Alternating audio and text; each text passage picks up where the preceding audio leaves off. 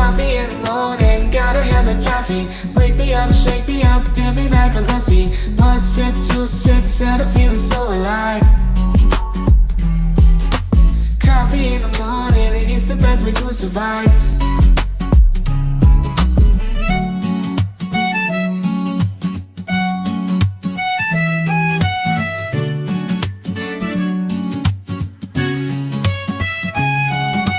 Woke up in the morning, sleepy eyes yawning. Jumped out of bed, started the day, opened the curtains. Felt the cool breeze, the sun shining on my face. But something was missing, I needed my job and chase.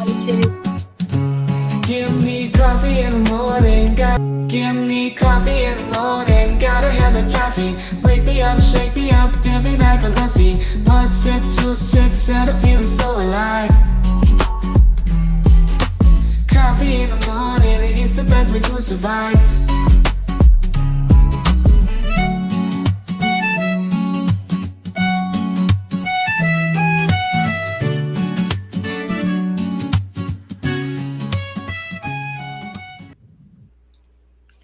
Good morning, everybody. Welcome on in here. Y'all know the routine. Get comfy with me. Get your coffee, your tea, your whiskey, whatever that morning vice might be. Some days we be feeling like we need a little liquor. Some days we need just to be calmed down. But good morning. It's Friday, y'all. We made it through another week. Woohoo! Made it through the week. It feels like it's been a short week because I didn't stream like 4 or 5 days or whatever. I mean, I streamed, but y'all know what I mean. I wasn't like on every single day, so it kind of feels like a weird short week. Yeah, Butterfly, I'm in the mood to sing this morning. It's beautiful here in Florida.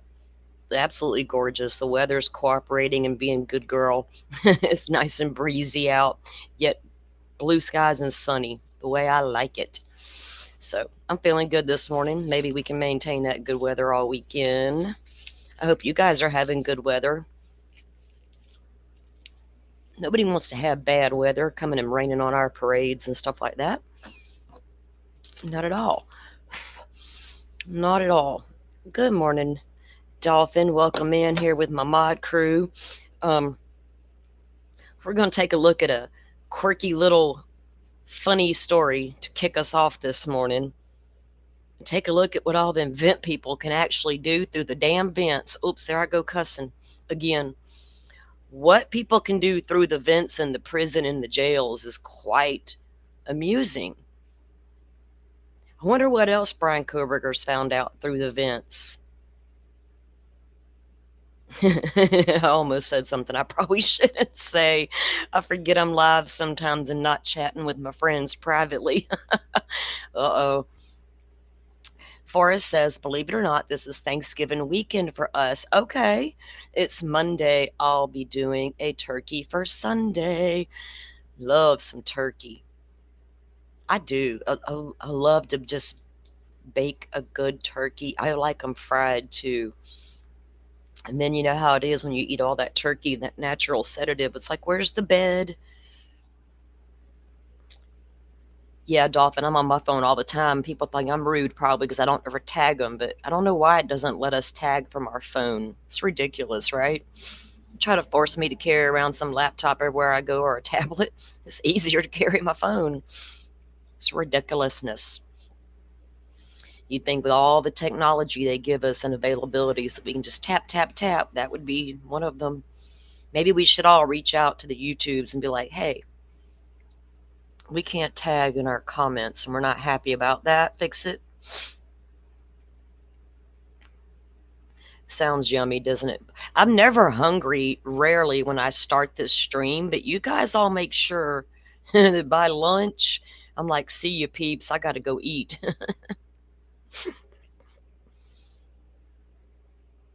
Good morning, Sunflower Soul. I like your soul. It reminds me of that song every time I see your name. You and Sajoy have like joyful names.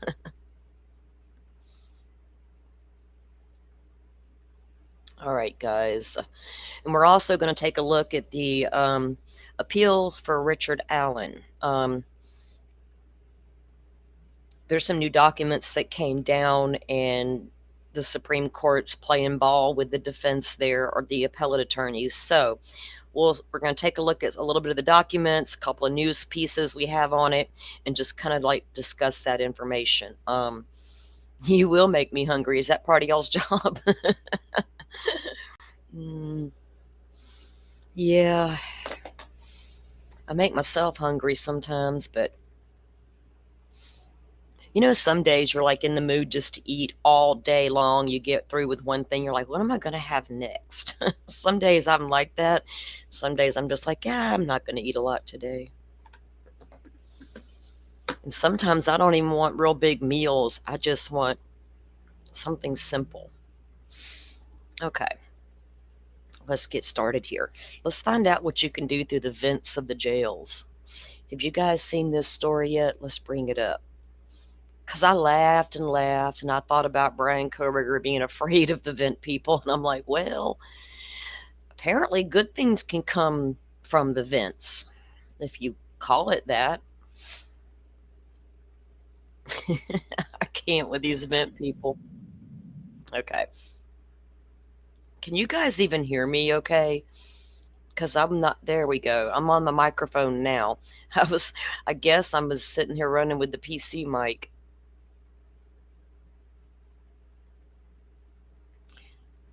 It's okay.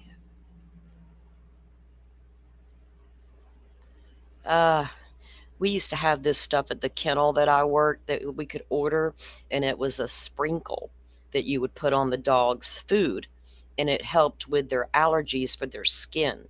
And my pit bull, she had some funky and the skin thing, and the vets could never get it to clear up.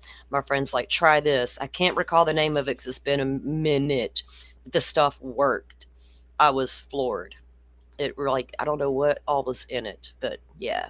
So good thing that our mascot dog is feeling better and improving. Okay. You did see it, Butterfly? I should have known you saw it.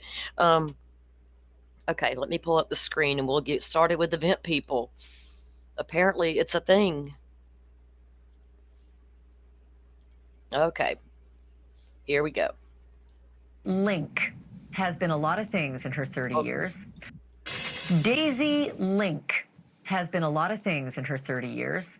A wife, a mother, an accused murderer, and for a time, a scientific curiosity, a medical marvel. In 2022, Daisy shot her husband, Pedro, in the leg in a South Florida alleyway. She says she did it in self-defense after years of abuse. Too bad for her, though, and for Pedro. The bullet hit an artery, and Pedro bled out and died. Daisy was charged with his murder and promptly locked up in the county jail. Her trial began just this week, but it is what happened to Daisy Link while locked up in that county jail in the fall of 2023 that made her such a media and medical sensation, not to mention made her a mom. Daisy Link got pregnant.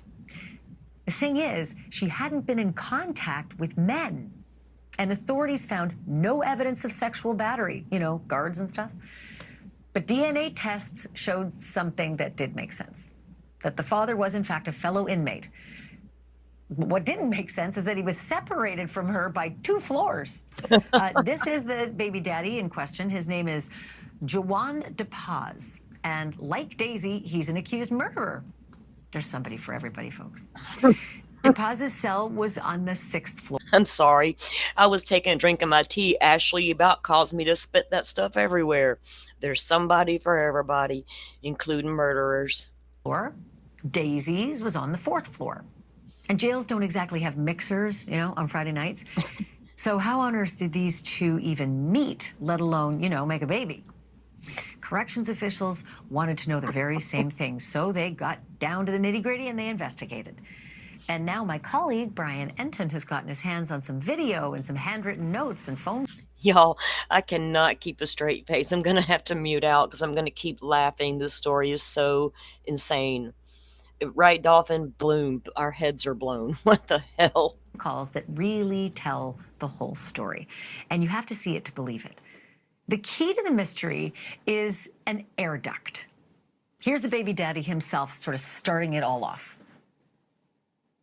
Well, I know her for a little minute, you feel me? So we was talking. They do not have the headline as AC duct was inmate's tunnel of love. Holy hell. Back and forth and... How were you talking to her? Not through the vent. Through the vent? Yeah. Okay. Through the vents. Anybody would say I'm crazy or you talking to the vent, yeah. And then we was talking, you know, and then we got to know each other better, and then, you know, I'm like, now I really want a baby because, you know, I got a murder and I might never go home, so... Okay, right there. Problem number one. I really want a baby because I got murder and I may never go home.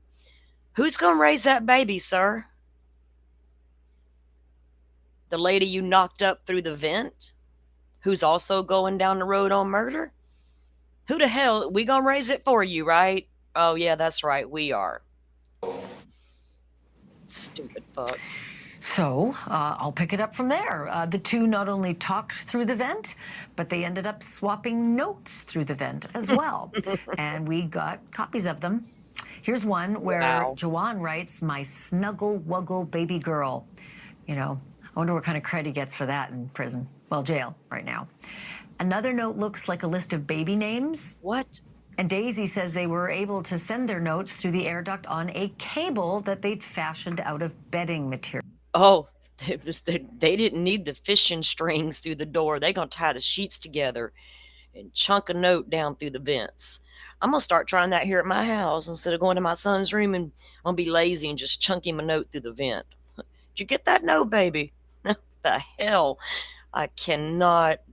Y'all, we hear some crazy stuff, and just when we think we've seen it all and we can't hear crazier than we saw last week, boy, hold my beer. Here somebody is saying they swapped a whole lot more than notes, Dolphin's saying. Apparently so. They got to know each other and everything. Got all intimate. I wonder if one tried to crawl through the vent system.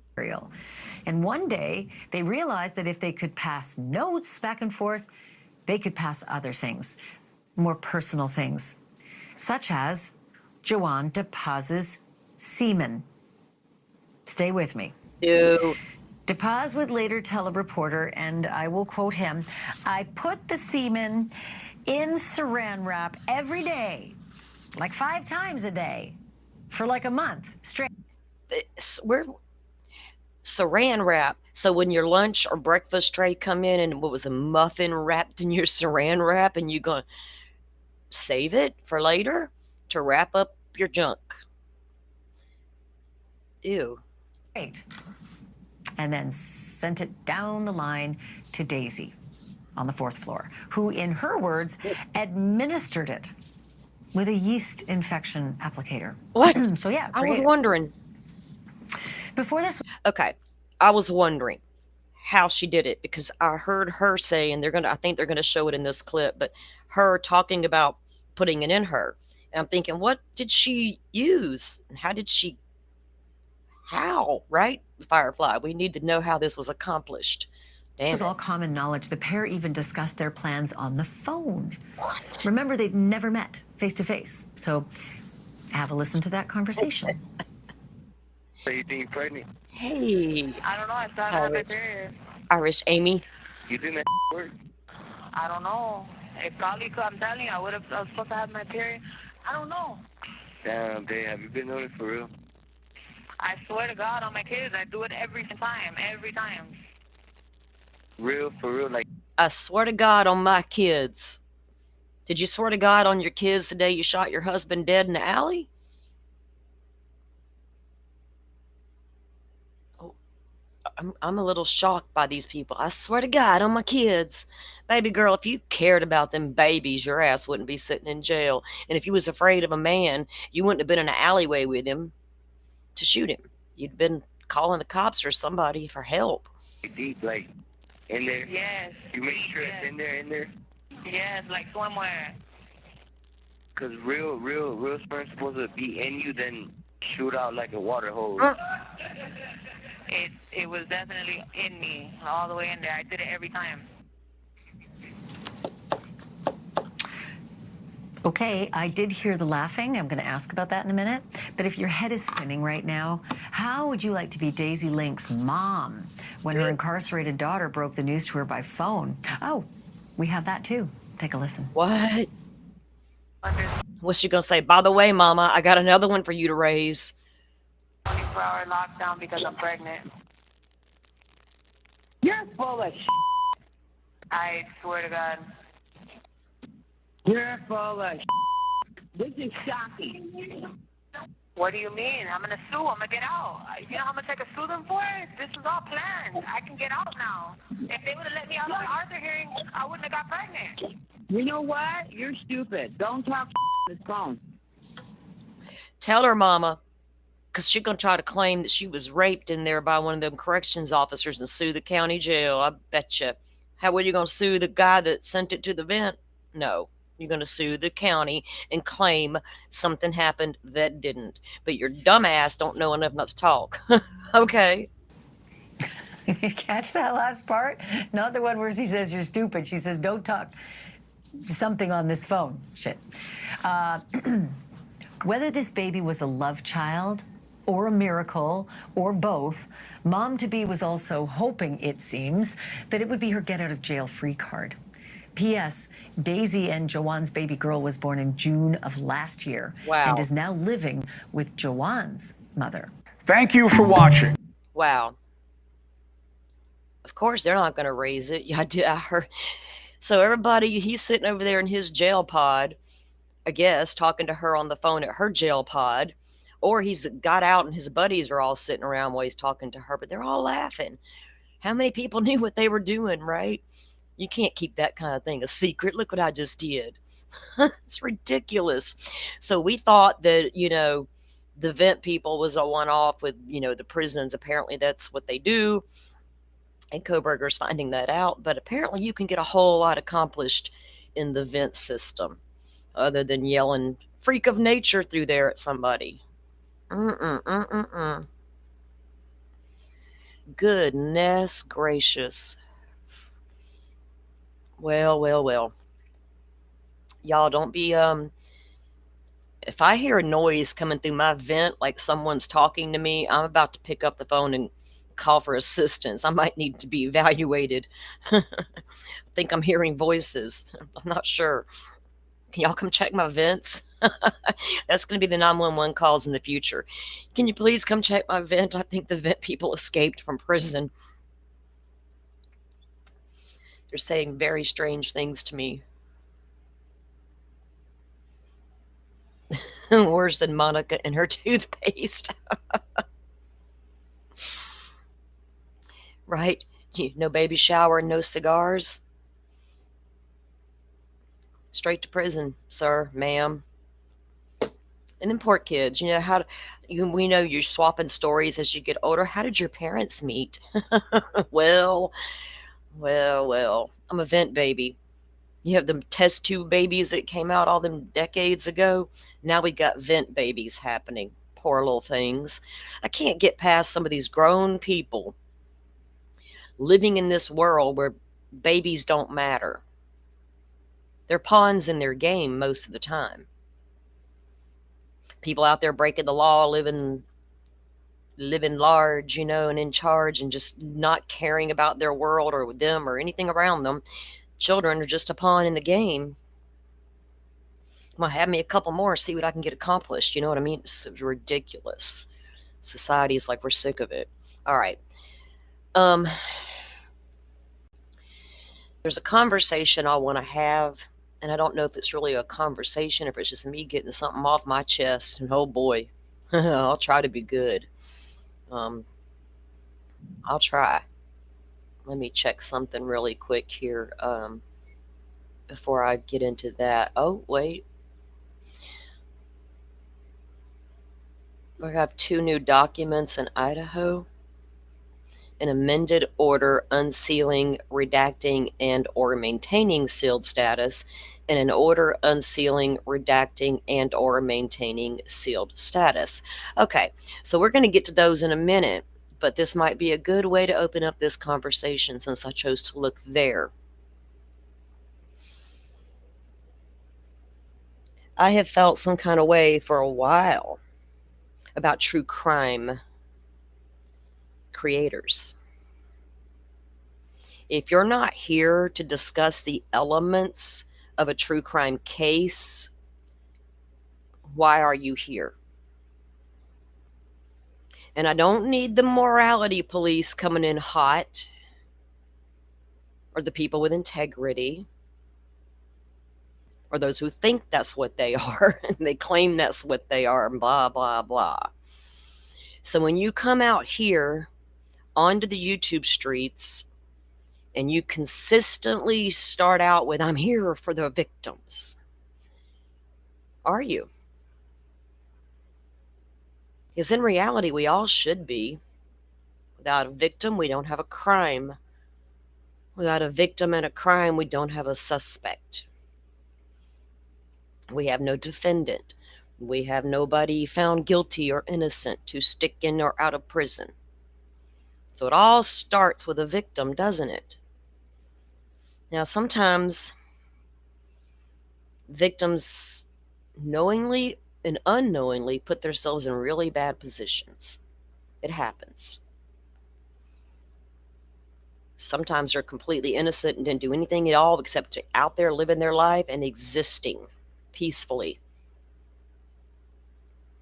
But when you come out here and instead of talking about the aspects of a case, and all you want to do is talk about how everybody is unempathetic, or they're talking about a victim, and whether it's a good way or a bad way, whether you're reading a document or reviewing something. And when it comes to the Idaho 4 case, I'm going to read every single document like I've done for 3 years. And I will talk about what's in every single document the way I have for 3 years. People can only sometimes get the full gist of a case if we do it like that. And we also talk about the theories and the speculation. And it depends on each person on how they do that. But when all you want to do is come out here and talk about what all the pro-burgers are saying and doing, and blah, blah, blah, blah, and I'm going to go against that and get me some credibility. Well, it don't take much to get that kind of credibility. Just don't engage or participate in that stuff. But you run to it, you flock to it, you consume it, you allow it all through your body to mess up your energy and don't know what's wrong with you an hour later. Well, because you're foolish and you just went somewhere you shouldn't have. For what? Did you hear a good conversation about the case? Did somebody deep dive a document, or were we just blah, blah, blah? And because people like that are out here grifting off of these communities.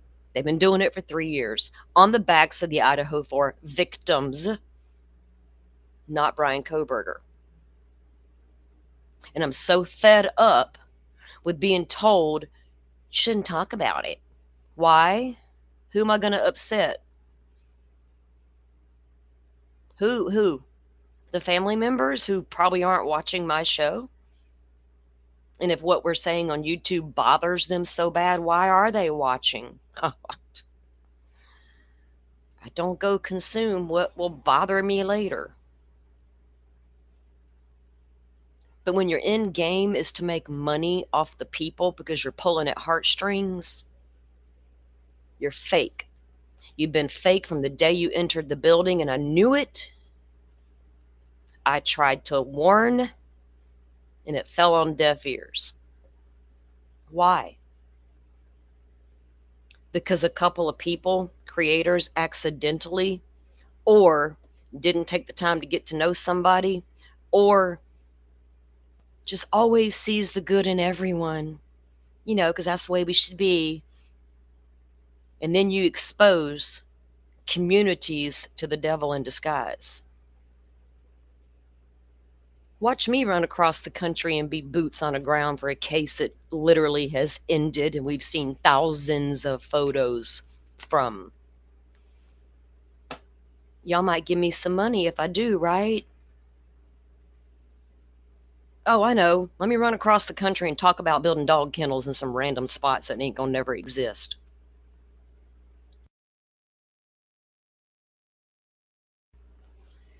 Go do you.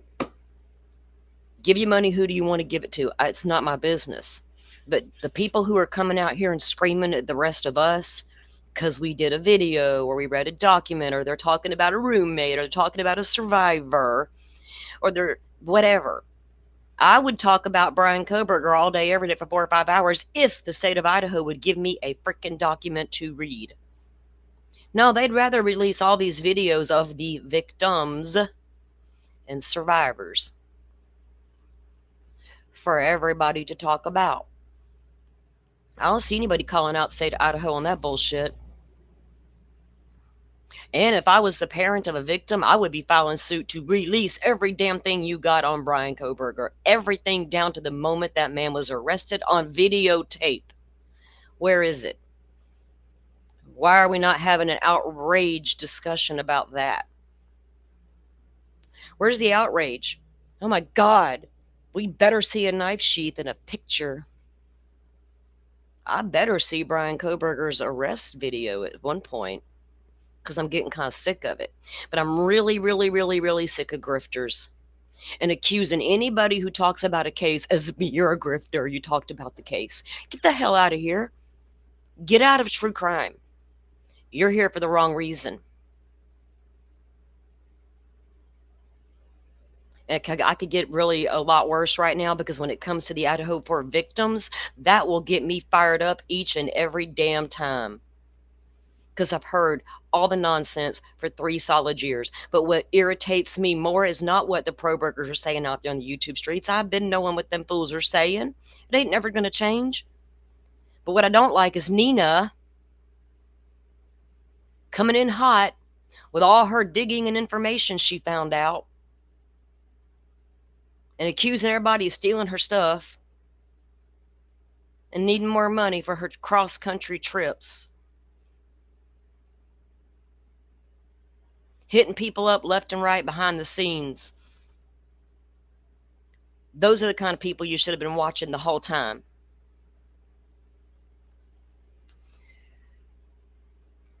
And I apologize because I think I paneled her one time for all of 5 minutes. She would not leave me alone. Hounded me to join my Idaho 4 team. Why? Because of her and her. That's my Idaho 4 team. Always has been for 3 solid years. They're my go-tos. I know I can trust them. I would never panel Dolphin the way I do and tell you guys to listen to her if I didn't know before I put her on panel she's straight up people. And she ain't here to get your dime. And she ain't here to worry about your feelings. So we're going to leave it at that because I don't really want to get all riled up and talk about that. I really want to talk about the Delphi case and the appeal process. And I'm not here to discuss the rumors, the allegations, and the infighting amongst the Delphi community. I don't want no part of it. And I know who you all are. So no need to come in here under alt accounts or any of that suspicious activity. It's going to be hard to get one past me.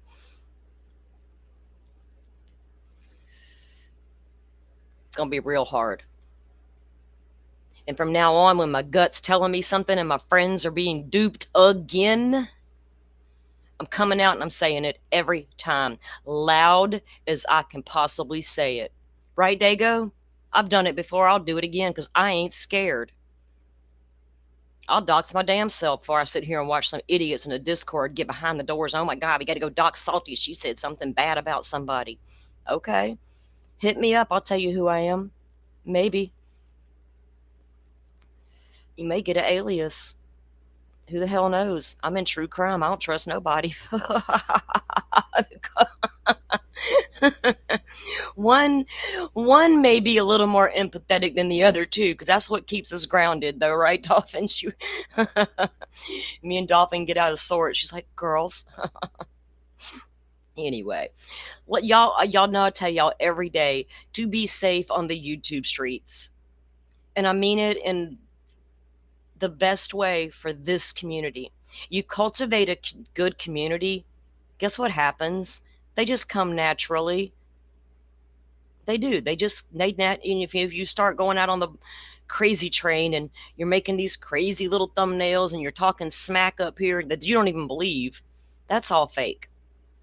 That brings in the people into your community you don't really want into the community, right? So I want you guys to be safe within this community. If I suspect a grifter, a liar, a thief, any of that stuff, I'm going to say it. Right. Me and my 3 phones, you don't never know. Brian Koberger over there incognito. Dude, take a lesson. Take a lesson. Jesus, goodness gracious. Great team, y'all. Thank you. I love those ladies. They're like sisters to me. And believe me, when it comes to the Idaho 4 case, those two right along with me have seen it all. You can't show us one thing about Idaho 4. People are out there right now trying to figure out if that video of Kaylee and Maddie's real. The one that Olivia Gonzalez, uploaded to her TikTok is real. Kaylee and Maddie inside the corner club. And those two girls look as happy as they can freaking be. Laughing, cutting up.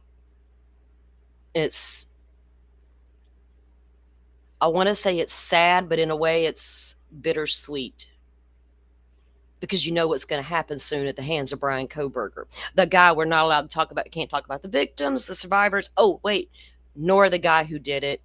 Because for some reason, he's a big old secret. So was everybody right all along and the FBI knew the entire time who he was? He's some little secret informant. And now we can't talk about him because somebody might find out. One of them sleuths will figure it out eventually. Okay. Let's see what this order says. Let's see how much more they're going to keep trying to hide from the public. What y'all trying to hide today? All right, I think I have company back here. I think I got company. Do I have company? Do we have company? Are you here? Do you have company? Do I? Boy, do I. This morning I had a knock at the door and I'm like, I immediately turned to my window. I'm like, didn't see a car pull into the drive. I don't know what's happening right now. I just peek out the window because I'm not answering that door. It's the bug man. I'm like, damn, I didn't realize he was coming today. Now, see, that's how I roll. If I hadn't recognized that was the bug man, guess who's not home? Me. So how you doing, Joe? I'm doing well. I'm recovering from my trip, but now I have like 4 million hours of video editing to do so I can put something together to put out there from what I came up with. Uh-huh. But yeah. I saw you. Last night's show was good. Toward the end, we had a kitchen disaster. So I had to go and clean up that. And then I came back and you were ending up and everything. But you had some footage from where you went out to the site where London Valdez was found, right? Yeah, I showed some still pictures of it. I've got video. I've got lots and lots of video footage where we drove around the area down the road where London's last walk was. Supposedly, I have questions about that. So does Mom. And drove down to where Braden was picked up by the sheriff's deputy. So we have all that kind of footage. I've just got to put it together in a meaningful format. And then I also recorded the video of the sun setting over London's memorial, and it was. I was sitting outside when you had that picture up, and I'm looking up at my sky, which overlooks a field like that, and I watch it every single day. It was just like her spirit, you know. Yeah. So, good show. You guys go over there and check that out. Joe's been doing updates and follow-ups and digging into the case of London Valdez. Give a little bit of a backstory there, Joe, on the case. Okay. How do I boil down 40 hours into 40 seconds? Okay. So London left home on June 5th. She texted grandma. She was living with grandma in Hooker, Oklahoma, small town, rural Oklahoma, very small town, very little to do for teenagers, but to get into trouble. But when I was interviewing with the Hooker PD chief of police, he said we really don't have a lot of juvenile issues. He's like, the worst thing that comes to mind is last fall we had some football players who went out and were egging houses and cars and got into trouble for that. And he claims that that's like the worst thing that they deal with juveniles. I have my doubts about that, but that's what he says. But small town rural Oklahoma, she had a troubled past before that. She had her alcohol problems before that. Did not have meth problems, according to mom, grandma, and according to the Hooker PD chief of police. Did not have a meth problem, but that's what she ended up dying from. So she goes missing on the 5th, officially reported missing on the 7th. So she's in contact with mom and grandma and her sister for 2 days. The 5th, 6th, and 7th. The morning of the 7th, 9 a.m. was her last text that she sent out. So she was officially reported missing. They start a search for her. They're given a couple of false leads about people that didn't take her or didn't go out with her, and they couldn't track down this one guy that she was seen at a pool with. It turns out it may have been the guy that shows up on Monday at grandma's house demanding money because his dad's SUV had been wrecked when she was out in the country with Braden Brown, another adult male. So she's out with these 2 adult males for 2 days. Texting regularly with mom and grandma saying, I'm coming home, I swear I'm coming home, but she's not coming home. And according to these 2 adult males, well, one of them who's talking and one of them who's not, she was telling him, don't take me home, don't take me home. That does not absolve him of any responsibility. Just because she says don't take me home doesn't mean I'm going to take you home whether you want to or not. So one of the boys, though, had wrecked his vehicle or got it stuck near, it turns out, was near where she was found. Correct. Yes. Yes. I mean, there's been no arrest, right? So no arrest. And they haven't, as far as we know, they haven't even pulled them in for a proper interview into an OSBI interview room. So hold on, though. There had to be a proper interview at one point if what's his name's phone was taken, unless he voluntarily gave it up during an interview. Right. So the interviews that were taken, and I'm saying proper interview because I don't believe that this is a proper interview. That doesn't mean that the OSBI doesn't consider this a proper interview. He went to the guy's house, to both guys' house, Jose and Braden's houses, separately at separate times, and interviewed them in his car without recording it. Either one of them. There were no recording devices of any kind in the vehicles, as far as I know. And I'm getting this information from the family and from the Hooker police chief. As far as I know, there were no recording devices in that vehicle at the time. The OSBI special agent just did the interview, went back and wrote a report, and that's going to be a part of what he hands over to the DA. Yeah. There's a lot to unpack with that case. Just the fact that she was found near where he was last known to be, where the truck was stuck. That's exactly. Important. And then figuring out the phones and everything. So there's just a lot there, and Joe's done some work there. So he's putting stuff together and dropping it on his channel. You guys can go over there and check that out. Aaron has a question here. It says, okay, I'm new. You believe BK, Brian Kohberger, is guilty and Richard Allen is innocent.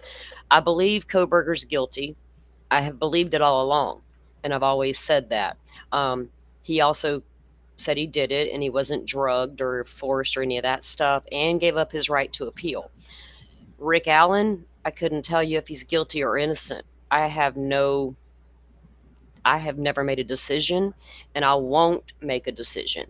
People in this, especially in the Delphi community, try to force you into a yes or no. I don't know. And why? Because it was a mess of a trial done in the dark, and there were a lot of things done wrong. And we're going to dig into that in a little bit and I want to unpack as to why we think that. When I say we, Joe and I feel the same way about Richard Allen. And if you are going into the thing about the Delphi case is if I don't I don't want to come in and scream about a bad trial. What's that going to do? Talk about the aspects and the elements of the trial that made it so bad. And maybe that will help people understand why we sit where we do sometimes versus just coming out and telling you, oh, I think he's innocent. There's a possibility. I'm going to try to tell you why I feel that way, right? Because I'm not going to be the one to come out of the gate and assume everybody guilty is innocent, blah, blah, blah, vice versa, and innocent to proven guilty. All that's crap. I'm in true crime. I'm not the general public watching news that I feel like they need to be a little soft with me, right? America's not ready to see all this. Y'all better be, because crazy lives all around you, whether you know it or not. Let's see what this document says in the Idaho case before we get moving. Okay. So this is the first document down. Amended order unsealing, redacting, or maintaining sealed status. The unsealing of the final tranche of records identified in the order regarding sealed documents dated August 4th, number 5, 8, 11, 17, and 29 is objected to, at least in part, by one or both parties insofar as those records disclose the names and contact information of potential lay witnesses and expert witnesses identified in this case. Wouldn't they have been known once we got to trial? Citing to the persistent media scrutiny of this case and the fact that some publicly identified witnesses have previously been subject to harassment and other concerning behavior, the parties anticipate that revealing their personal identifying information would constitute an unwarranted invasion of privacy. Sounds like we're only upholding that for Brian Kohberger. And then, of course, they cite all the laws there, the codes. And should be redacted pursuant to ICAR, and they list them. Following receipt of the parties' objections to revealing this information, the court requested that each party submit under seal additional information concerning the subject witnesses, including their prospective roles in the case, where their names have been publicly disclosed, whether they have been actually subjected to harassment or threats. Order regarding redactions, August 26. The court has reviewed the parties' responses and rule as follows. On number 5, sheriff's return concerning witness KSF. There is no further justification under ICAR to warrant to continue sealing this document. However, orders that KSF's address be redacted. We don't need nobody showing up at nobody's darn door or swatting them. On 6/27/25, this is number 8, sheriff's return concerning witness TAD. No further justification under ICAR to warrant the continued sealing of this document, or they will redact the residence of that person as well. Number 11, state's amended notice of compliance and motion to seal amended witness list. Let me get this over here caught up so I can see.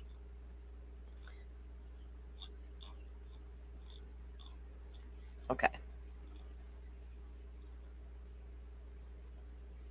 All right. There is no further justification under ICAR to warrant the continued sealing of this document, and no valid basis for redactions. This document identifies the names of witnesses, both expert and lay, disclosed by the state in this case. The majority of the witnesses whose names have been publicly identified have reported no threats or harassment as a result. A few publicly identified witnesses have experienced past threats and harassment.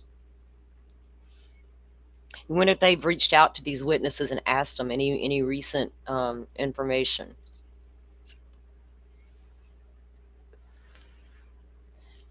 Very much so, Kel. Very, very much so. So darn different. The majority of the witnesses whose names have been publicly identified have reported no threats or harassment as a result. Of the few publicly identified witnesses who have experienced past threats and harassment, they are largely individuals who had a prominent role in the case. Further, there have been no reported episodes of threats or harassment that have placed a witness's life or safety in danger. In other words, there has not been a compelling showing that a person identified on a witness list will likely face threats or harassment of such a degree to outweigh public's right to access, particularly given the time that has passed and the corresponding reduction of public furor. The public now has direct access to the most relevant evidence in this case, thus need to chase down all potential leads is alleviated. While some of the listed witnesses may be contacted by the media and potentially harassed or threatened, this remote potential does not justify the continued sealing of the record. Consequently, the record will be unsealed. I like seeing that big old underline unsealed. I'm not trying to go harass folks, but this is why I live in Florida. We have the biggest, broadest sunshine law in the country. They should all adopt it. Number 17, 6/13/25, Sheriff's return concerning YR. There is no further justification under the code to warrant continued sealing of that record. And they're going to redact the address there as well. Number 29, witness list 6/9/25, defendant's second amended phase 2 mitigation witness list. There is no further justification under the code to warrant to continue sealing of this document, which identifies names and addresses of individuals identified as mitigating witnesses.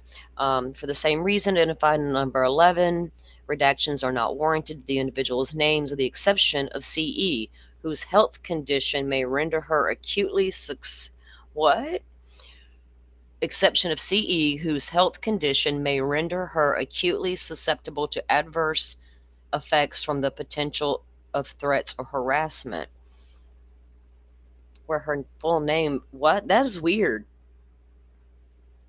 What kind of medical condition could she have that could open her up to potential threats? I don't, okay. I'll trust the judge. Number 41, 6/4/25, Exhibit S1 to State's supplemental response to defendant's request for discovery. Item 41 must remain sealed as it recites the unrelated criminal history of witnesses who did not testify in the case, which likely would have been inadmissible even if the witness had testified. That's interesting. State supplemental response. Are they going to unseal the defense's motion for that? Well, now I got to do some investigating on the damn document. Okay. So I wonder when they'll start that. Let me get to the next one now. All right.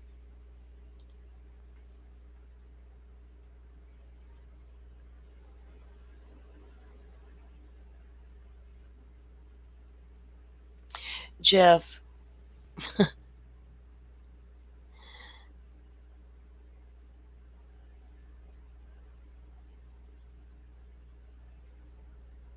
Yeah, it's just the way to describe a genre. I don't get hung up on that.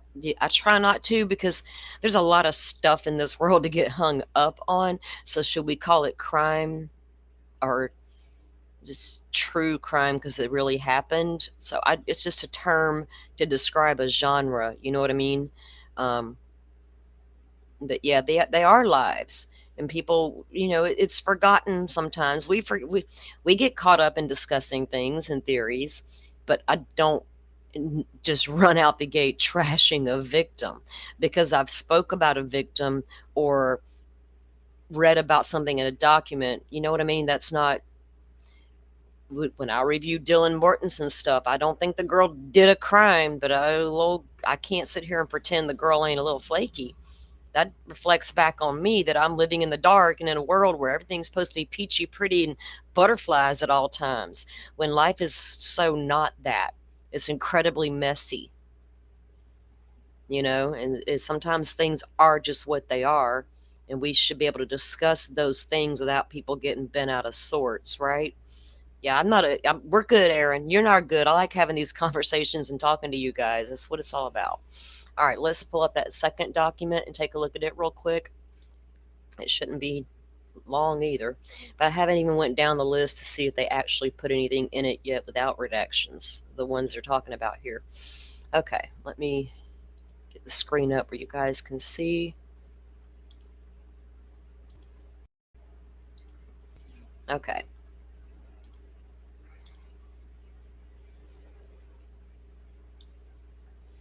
Order unsealing, redacting, or maintaining the sealed status. The unsealing of the final records identified in the sealed documents 5, 8, 11, 17, 29 is objected to.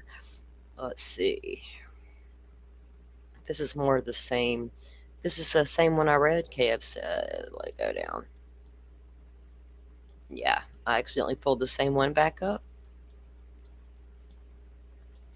I guess I did. Hold on. Sorry, guys. Ooh, I almost hit the wrong button.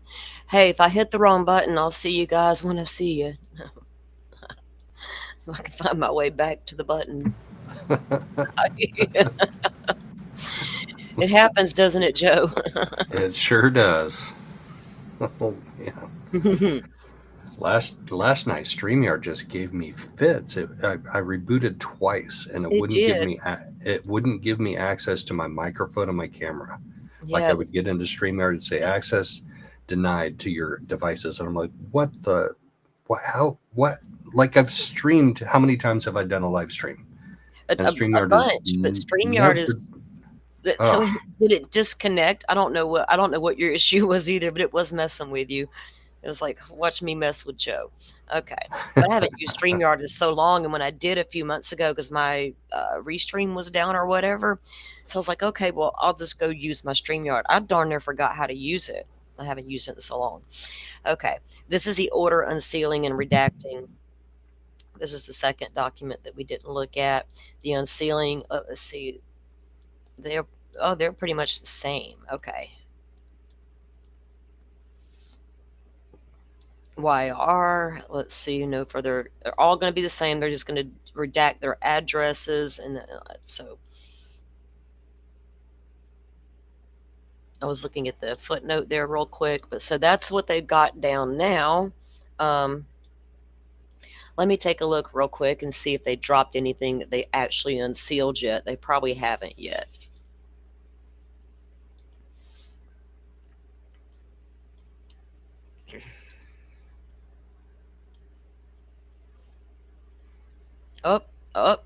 Okay, we may have to come back with a part 2 in a minute because I'm really going to get my Delphi show going. All right. Well, there appears to be documents that have dropped. They must have dropped overnight. And we'll get to those guys here in just a little bit. All right. So, Joe, you and I have not discussed Delphi in quite a while. It's been a minute. We've had a couple of discussions offline together. Just, hey, did you see this? This is filed, whatever. So, but not any real conversations. And I really didn't have a conversation. I didn't feel the need to have a conversation beyond after we got the interrogation videos. We got the audios from the phone calls that Richard Allen had with his mother and wife. So after that, they finally started releasing all the documents. Well, they say they're releasing all the documents from the case. We finally got the transcript from the trial, and now a lot of documents are being, coming down that were depositions and interviews and all these things to unpack, just like with the Idaho 4 case. But we started out reading Holder's deposition. We never got back to it. Joe got busy. I got busy. So it is what it is. But I really wanted to talk about more of the appeals stuff, right? There's a lot of information being brought out, though, within those documents that people like All Eyes are keeping very good track of. Statements made here, a statement made there, comparing things, and things of that nature are going on. I think Criminality is doing an excellent job over there unpacking all that's there. I haven't had a chance to really watch a lot of her content lately. So I'm not sure what all they're doing over there, but I know that's a good resource to go to. And I've always felt like she presented stuff pretty fairly. I quit watching some Delphi content creators over a year ago because it was either you're for him or against him. There was never a down the middle kind of thing. But I've always felt like with her and probably Defense Diaries, I got more of a fair presentation. Does that make sense? Yeah, it does. I mean, Bob Mata is the reason why I originally, way back after Rick Allen was arrested, changed my mind from, oh yeah, they got the guy, to I'm not so sure they got the guy. Right.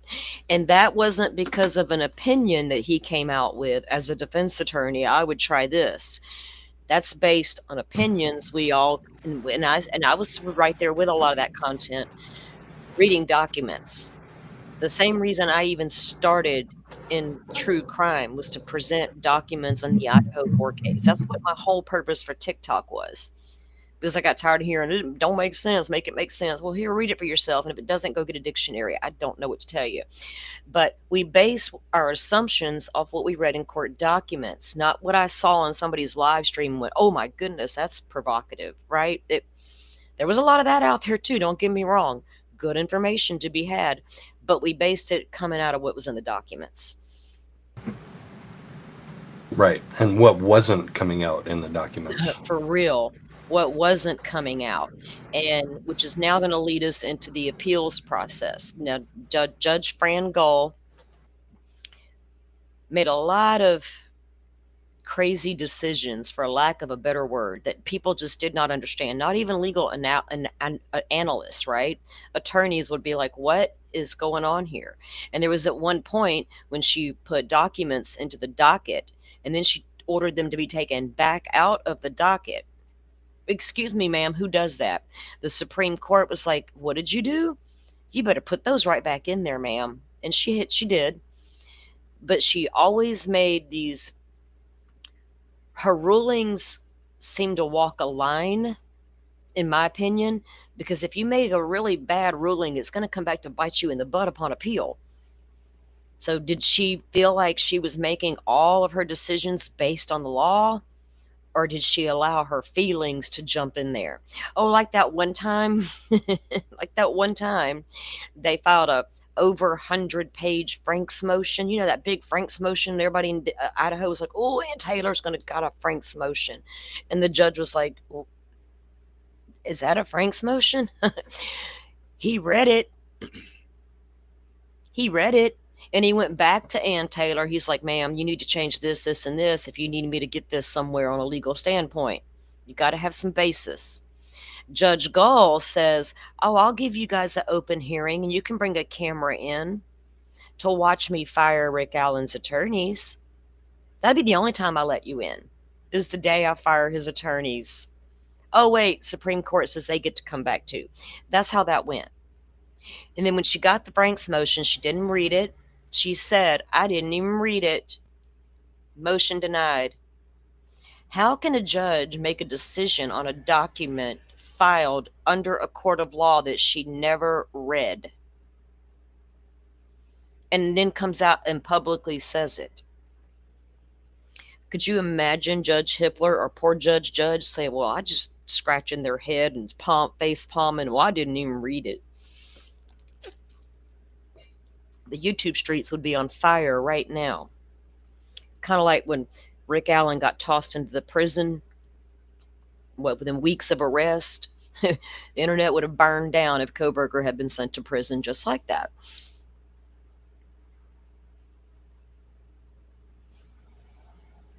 You're starting to feel like fall. All right. So, for those of you who aren't, may not know all the details or enough about the case, I think a lot of you do know Abigail Williams and Liberty German. They were murdered in the woods in Delphi, Indiana. They were found on February 14th. They went missing on February 13th. A day off from school. They had a snow day they hadn't used, so they got to stay home from school that day. The girls go to the bridge. And that's the last time anybody ever saw them alive. And all we had for 5 solid years was nothing until the tip was found, or in the drawer that they forgot about, filed, whatever happened there. I'm not going to debate that whole thing. because we'd be here all day. But they found the tip finally. They're like, okay, we got our guy. And then we get the bridge guy video. And some of us are still scratching our head. Some people are like, oh, yep, that's it, done. We finally got the video behind the picture that was released all those years ago. And I remember when they announced on CNN that they made an arrest in the Delphi murders. I was like, dang, it's about time, right? This guy has to be local. Because if he wasn't, whoever passed through town's long gone. But the place never made sense to have a passerby do it because it wasn't situated in an area where a passerby would happen upon it, like a rest stop. All right, you got to know where you're going, kind of like my neck of the woods out here. Y'all want to come walk my trails, you better know where I'm at, because you're not going to jump off the interstate and just run down here. Found me accident. No. I knew it was somebody local. Couldn't figure out why it took so long to arrest somebody. And remember when they put the picture out of the guy on the bridge, and you're like, well, where did they get that picture? We didn't know it came from Liberty German's phone at that time. My mind was like, do they have a trail cam somewhere? Because the guys around here, there's trail cams are a dime a dozen. Everybody's got one. I got a card reader. I can read what your trail cam says. So it had to be a trail cam in my mind, but it wasn't. It was from Libby's phone. And then we hear the little guys down the hill. We get that little snippet. We get that picture of the bridge guy and all the things. But that was all we had ever, for forever, it seemed like. And then we have the bullet, the unspent round. Was that what it was called, Joe? Referred to as the unspent round, right? He left me. He's like, you're talking too much. Uh-oh, somebody gifting out memberships over here. Irish Amy, welcome in. Miss Deanna, my love, good to see you if you're here. JC, it's been a minute, girl. Some of you may not be actively watching right now. If not, when you do, welcome in. Welcome in, welcome in. I still can't scroll up to see who did that. It won't let me. Oh.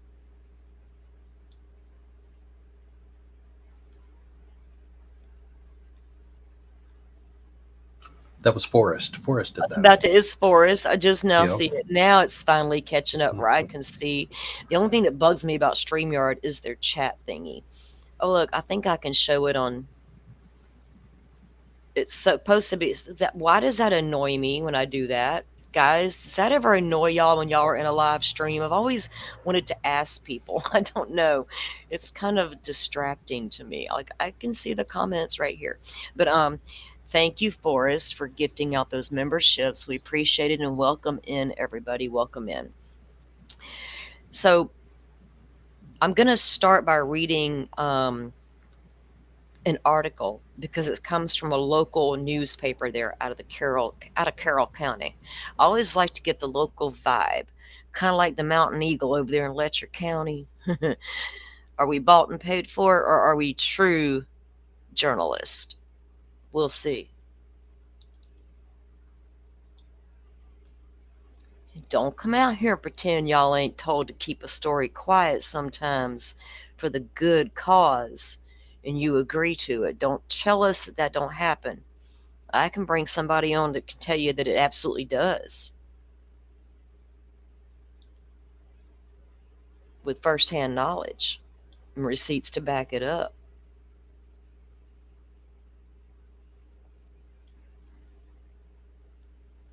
So I have to watch a lot of those local media people. So it's always a good go-to figure out like the vibe, right? There is one local place that does a pretty decent job of being fair when it comes to coverage of the Rick Allen appeals, or the trial itself, in fact. All right, where did I go? Okay, here it is. Yeah, I met Ron Wilkins in line one day there in Delphi. He's the Journal and Courier correspondent for this case, for the Delphi case. And that day in court, I took like literally 35 pages of notes, I think. And I get back, and the next day I read his article on it, and it's like less than 100 words. Yeah. I'm like, what? What? So frustrating. I know. It really is. The way this whole thing was done in the dark is that, what will stick upon appeal, right? We're going to find out exactly what they're trying to appeal on. So the process has just begun. I do have the website saved where I can always keep up with. I can see all the filings in the appellate process. So it has started, and the appellate attorneys are still they're trying to compel evidence, right? And so they're under that process now. All right, let me get the screen up and we'll read what this article says.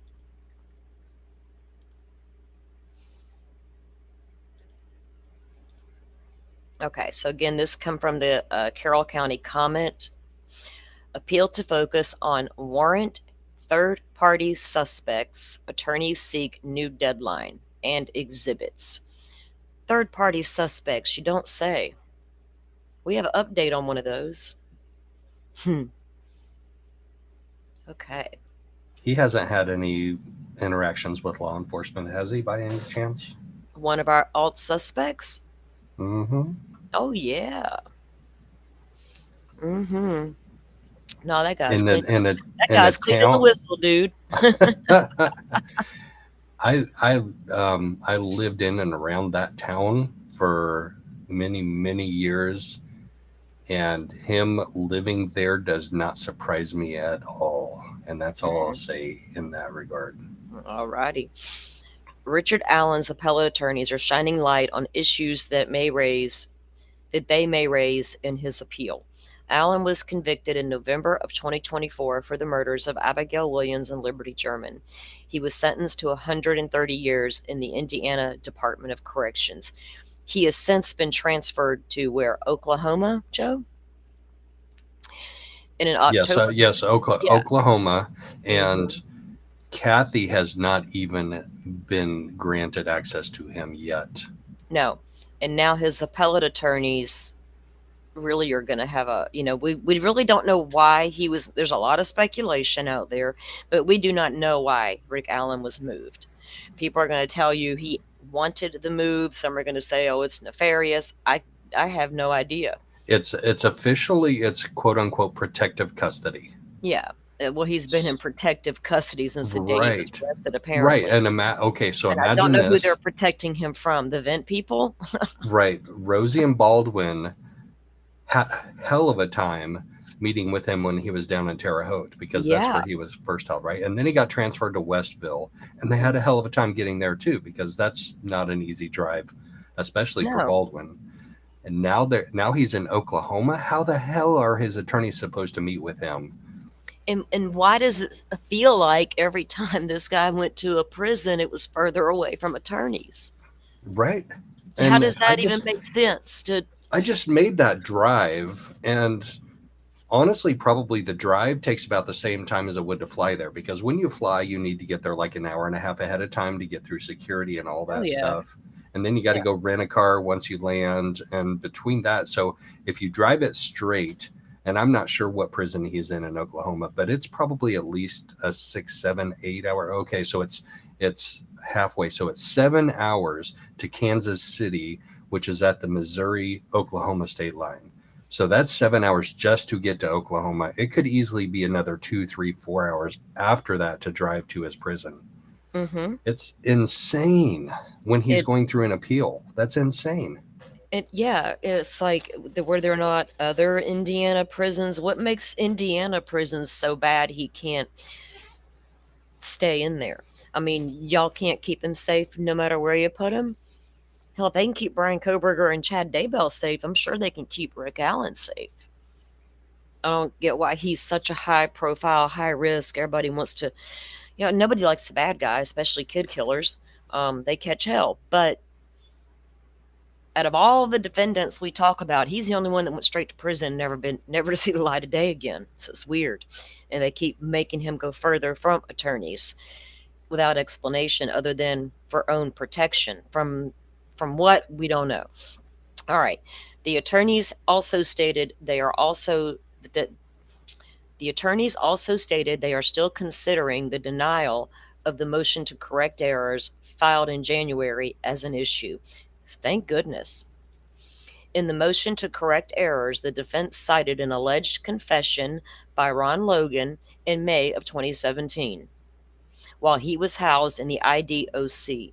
Logan is now deceased, owned the property where Abby and Libby's bodies were found on February 14, 2017. Law enforcement said they investigated Logan thoroughly, and in the end, he was not a suspect in the girl's death. The defense claimed Logan confessed to another inmate that he killed the girls. The defense claimed this information was new since the trial. New since the trial. Where was it buried at? Oh, Ann Taylor wasn't lying, all them terabytes. We need 5, 6, 7, 10 years to move through it to figure out where it happened here. Wow. They also cited the timeline of Carroll County resident Brad Weber. I'm sorry, I'm just visualizing a little white van driving along. Weber testified that he was driving a white van along his driveway, which runs under the Monon High Bridge around 2:30 p.m. on February 13, 2017. That time is important, especially if you're taking two girls down the hill to the drive and possibly could be seen by somebody driving down their private drive toward their home. And it's critical to the state's case. It's not just important, it's critical. Yep. And you would think that law enforcement would find that discrepancy and would have found that discrepancy and probed it a little bit more, maybe. But here's the thing. Judge Gall said, I'm throwing out all evidence about third-party suspects. She just wiped it out. She said there was no nexus. Her favorite little word. There's no nexus. Because Nick McClelland said the nexus has to be DNA of a third-party suspect at the scene. We don't even have DNA of the primary suspect at the scene, but yet we got somebody's DNA, Joe, but we don't know whose it is. Apparently, I'm assuming it doesn't match the alt suspects. Though, because we got documents all over the place where they got swabbed or claimed they turned in DNA. Westfall claims he gave DNA samples. I'm like, okay, well, these alternate suspects gave DNA samples and they also were excluded, like Rick Allen, but they show up in geofence warrants, maybe. But Allen doesn't. Did they get Elvis Fields' DNA? Because he specifically mentioned that. Yeah, Elvis Fields was a person of interest, was being interviewed by law enforcement, driven back to his home by a cop, gets out of his car, goes to walk away, turns around and says to the officer, well, what did he say, Joe? Exactly. He said, if my DNA is found on one of those girls, would I be in trouble? Paraphrasing. And then he said, my spit. Yeah. You spit on a victim? Why are you worried about your spit being at a crime scene? And the cop just kind of shrugs it off and drives away. Doesn't he testify to that later, Joe, at the trial? Or the cop did, yes. Yeah, the cop did. And didn't he say he regretted not doing more? What was his name? He was one of the three. Murphy. That was Murphy. I sat in court when he testified, and he he bawled on the stand when they showed him the crime scene photos. Oh, God. He did. No, he was one of the ones. I believe you. You. I'm just with the feels. And he said, my biggest regret. This is somebody that's investigating the murder of two innocent teenage girls. And he said during the investigation, my biggest regret was not following up on that Elvis Fields statement.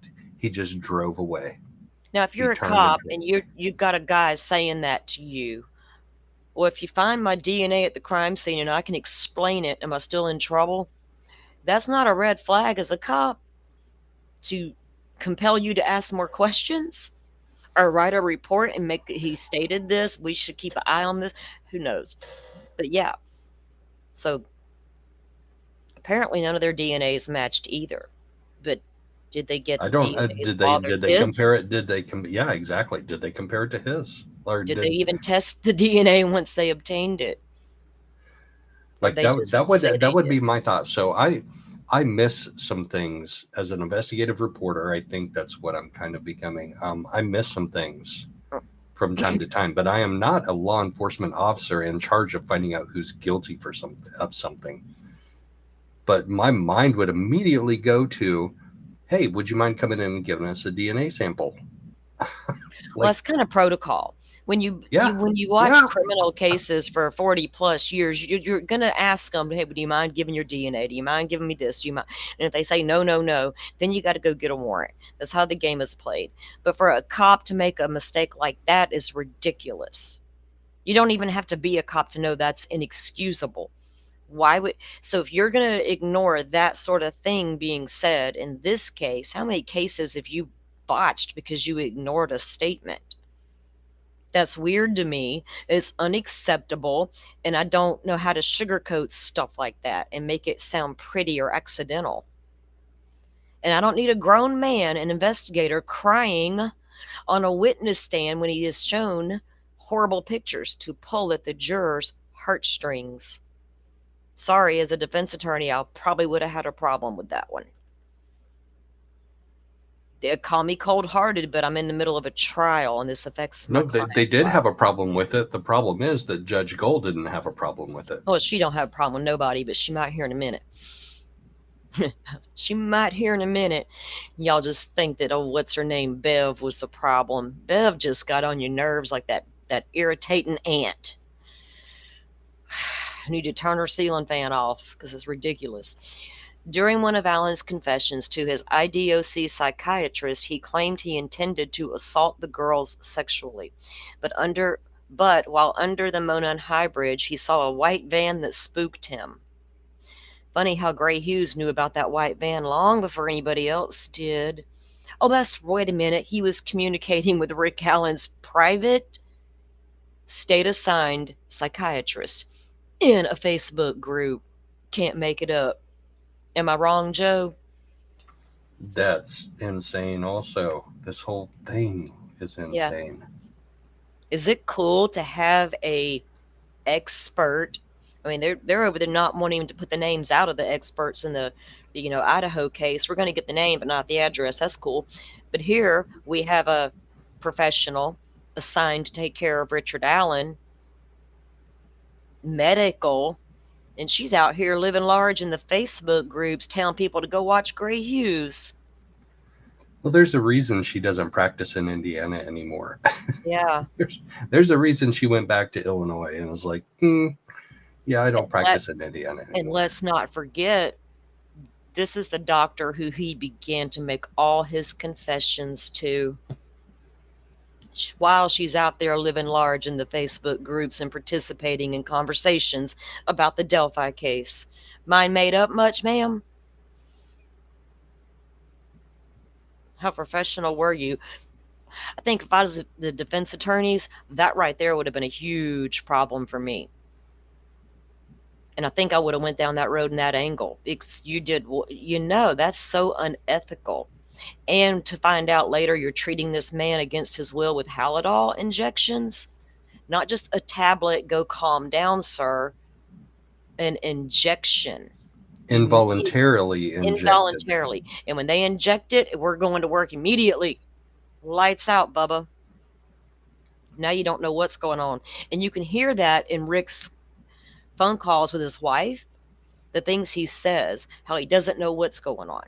And he's confused and different things. There's just a lot of bizarre statements that comes from those phone calls and these 60 plus confessions. Plus claiming you killed the girls by shooting them, which never occurred. The motion to suppress, originally filed in September, they wanted the motion to correct errors, claimed Weber's timeline was inaccurate and he did not return home until 2:44. And that's huge. Why would the time between 2:33 and 2:44 be important? Because again, guys down the hill, In that filing, all right, the motion to suppress, originally filed in September, addressed the search warrant investigators obtained for Allen's vehicle and home prior to his arrest.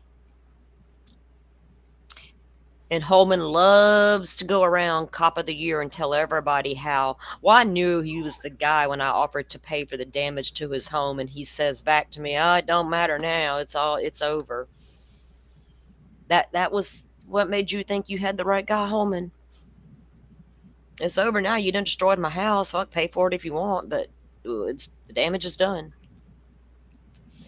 In that filing, the defense requested Judge Frangol throw out any evidence found in the search of Allen's home and vehicle considering fruit of the poisonous tree.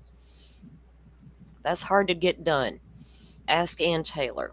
They claimed the search warrant was vague and contained untrue statements made by law enforcement. That on its face and within the four corners of the document, the affidavit for search was defective and that it did not provide the type of information that would cause any reasonable person to believe that it was more than likely not the evidence of the murders of Abby and Wood.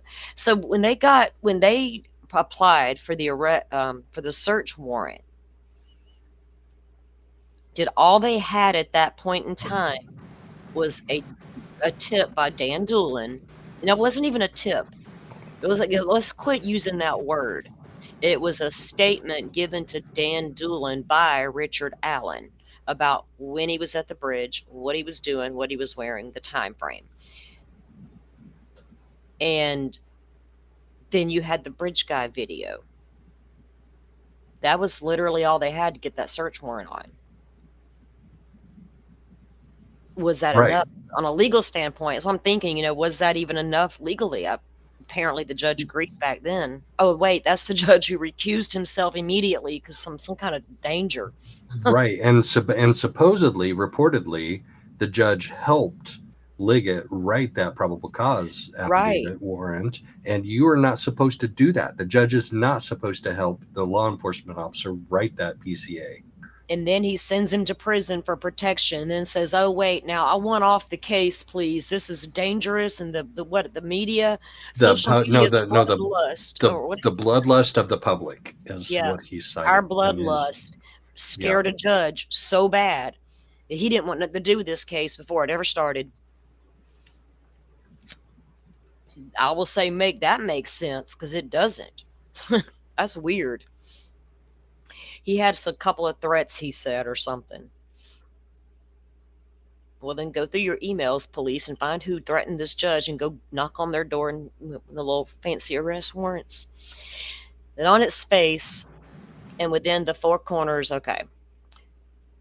Especially more than 5 years after they were murdered. Trial attorneys Brad Rossi and Baldwin wrote at the time. During the search of Allen's home, investigators found a blue Carhartt jacket, numerous knives, photos of him in the area of the Monon High Bridge, and from various years, and a 6 Sauer P226 handgun found in the nightstand. Look, he had pictures all over the place of him near the Monon High Bridge. I got 150 plus of Koberger standing there taking selfies of himself with thumbs up all over the place that were completely irrelevant to the case. Maybe, unless the sheath is out there or the knife's buried somewhere. Trial attorneys attempted multiple times to introduce third-party suspects into the case, claiming members of a pagan Norse religion called Odinism hijacked by white nationalists ritualistically sacrificed Abby and Libby. And that is true. It was a Norse pagan religion called Odinism, and it was hijacked by white supremacists. I don't feel like explaining what they were 1,000 times. It's where adults go Google it or something. Go watch some past shows. Gull denied the motion to suppress, as well as Allen's multiple filings in support of a Franks hearing, claiming the warrant was valid, and the defense failed to create a nexus connecting any potential parties. So McClellan gets to decide what a nexus is, and if it's just DNA, that would have excluded Rick Allen right off the bat. We don't care about a video. of a man who appeared in a video who did not appear in the photograph that was taken just before the video, which is also weird. I don't know how they did that. Gull denied motion to suppress, as well as Allen's multiple filings in support of a Franks hearing. Claiming the warrant was valid, the defense failed to create a nexus connecting any third-party suspects to the murders. Allen's appellate attorneys are asking the court to order the clerk to provide them with exhibits connected to the September of 2023 Franks motion and the hearing and the 2025 motion to compel or motion to correct the errors. So they're asking for all the exhibits that the original defense team were going to use in their Franks motion, and they want the information from the motion to correct errors as well. They are asking for their filing deadline to be extended to 30 days after all exhibits have been received. And I believe the judge did approve all that. We have the documents on it. So here's the thing with the video that I still am not clear on, that has not been explained to me 100%. What video was shown in court? Because there are two versions of Libby's video. One of them is the raw video, and one of them is a quote-unquote enhanced video. And I'm 99% sure, and I've been wrong before when I've been 99% sure, that the enhanced video is the one that the jurors saw. They saw the enhanced video in the courtroom, and I have a news clip. I think I have it saved for today, where one of the jurors, they were talking about, you know how they went back on the Saturday they were deliberating, they went back in and asked to watch the video again. Right. And they watched the bridge guy video again. And she said that their final conclusion was it had to be Rick Allen, because who else could it have been? What? Oh, yeah. Yeah. And I'm like, well, okay. Well, that bridge guy suspect 2, maybe the cameraman that was down there photographing stuff. I don't know. Holder. That brings to mind the comment that Nick McClellan made at CrimeCon when he was up there on stage and he was doing this. How awesome were we that we brought all of this stuff together, and we were able to prosecute and convict the killer, because we all know, and he went through all of this evidence that they had, which consisted of a single unspent round with tool marks on it, and the fact that Rick Allen admitted he was out there, and Nick McClellan said this on the stage in public at CrimeCon. Nobody else was out there that day.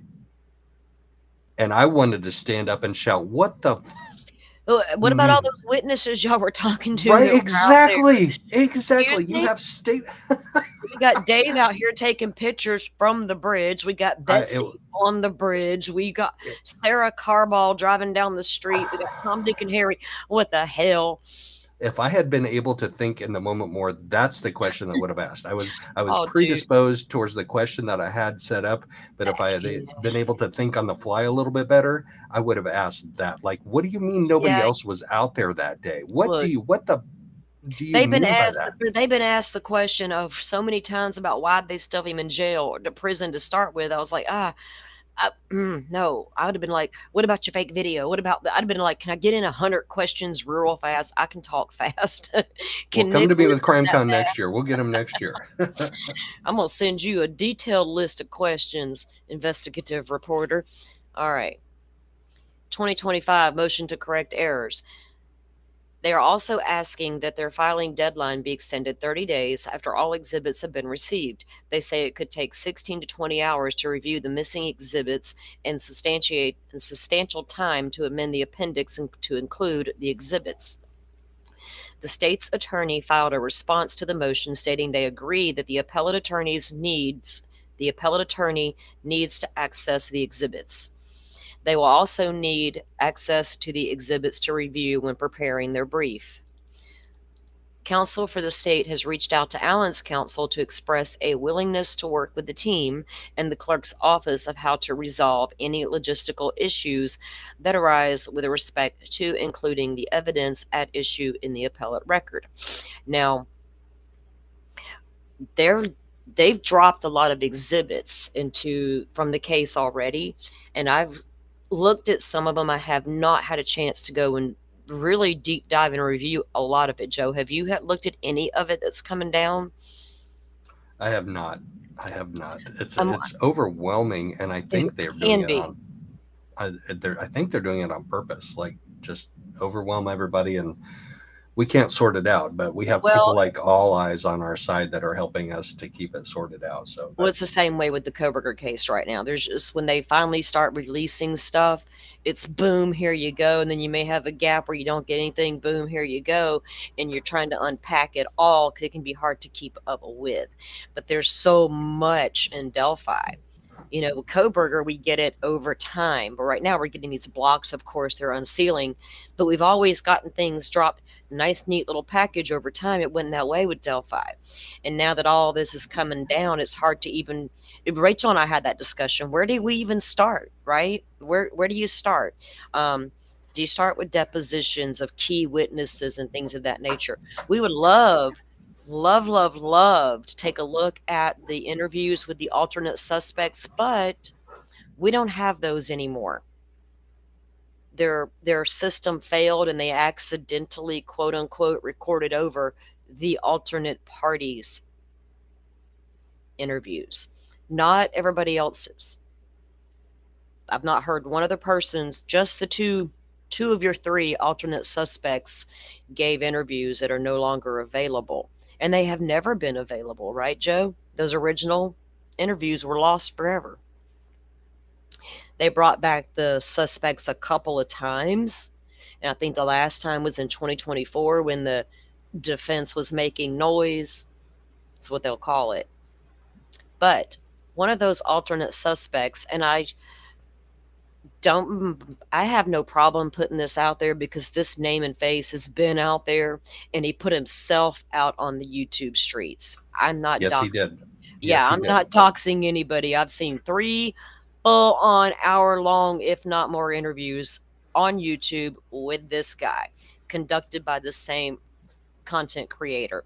Got no beef with that creator. I watched all 3 of his interviews with a completely open mind, not feeling this guy did it. I don't care what nobody says. I went in with a let me see what this guy's all about attitude. He also happens to be the same guy I told you guys was on the Southern Poverty Law Center's website for all his wrongdoings. There's your leader right there of the Azatru little pagan group, white supremacist, combined Odinist, whatever the heck they are, vandals. No, that's the Moscow people, Vinlanders. I had it backwards. Yeah, this is Patrick Westfall. He's not a real nice guy. He tells you he's not a real nice guy. He was arrested recently for unlawful possession of a firearm. Crawfordsville, or wait, do I have that right? Is it Crawfordsville, Indiana. Police Department? All right, how far out of Delphi area is that, Joe?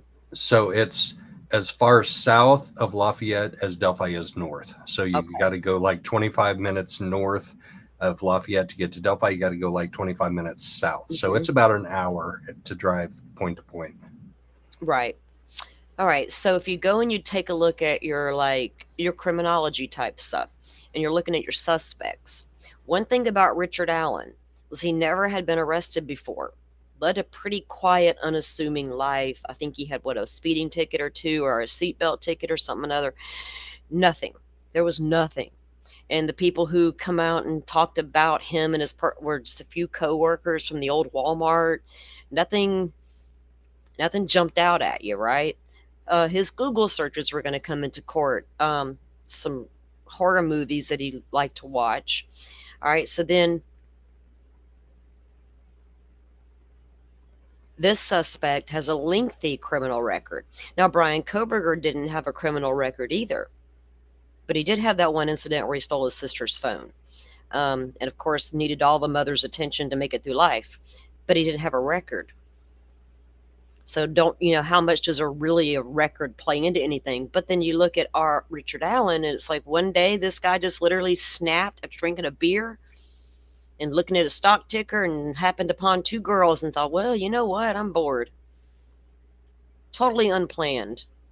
Happenstance. It could happen. I'm not saying it can't. But his son also got arrested with him. Let's see. Mr. 18-year-old here is now an adult. He was charged with intimidation and marijuana possession.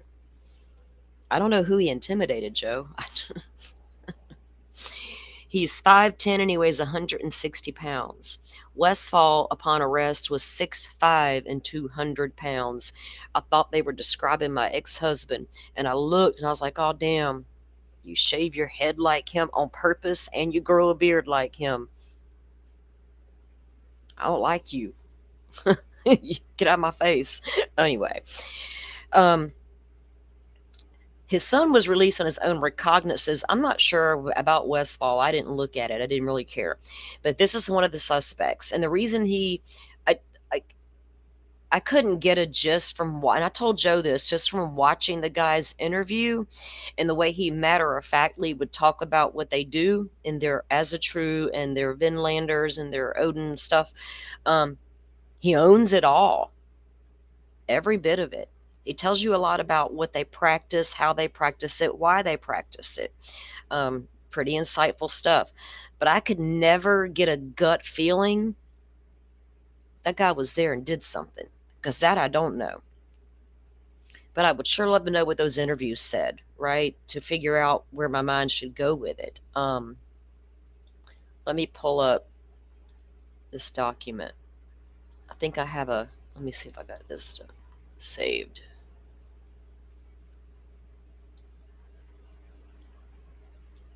I'm super curious to see how, because we follow cases from beginning to end a lot of times, and the end is when they are found guilty or plead guilty and they go to prison and it's done and gone.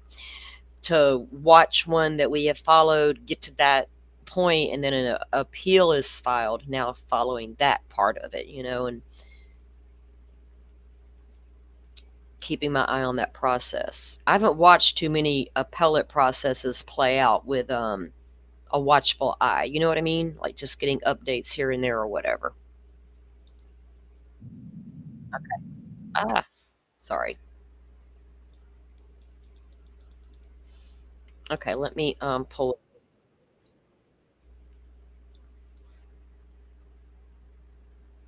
Why does that thing always pop up and get in my way? Okay, this was a local media clip done on YouTube. I think it's Fox 59. They always seem to report a lot. Isn't that where Russ McQuaid works, is 59? That sounds right, yeah. I think this is it, yeah. Okay. New information tonight. We're getting new insight into how Richard Allen's legal team plans to appeal his conviction for the Delphi double murders. A jury found Allen guilty last December for murdering Abby Williams and Libby German. He is appealing that verdict and his 120-year sentence. Fox 59's Max Lewis explains the key ruling from the judge that his attorneys are going after.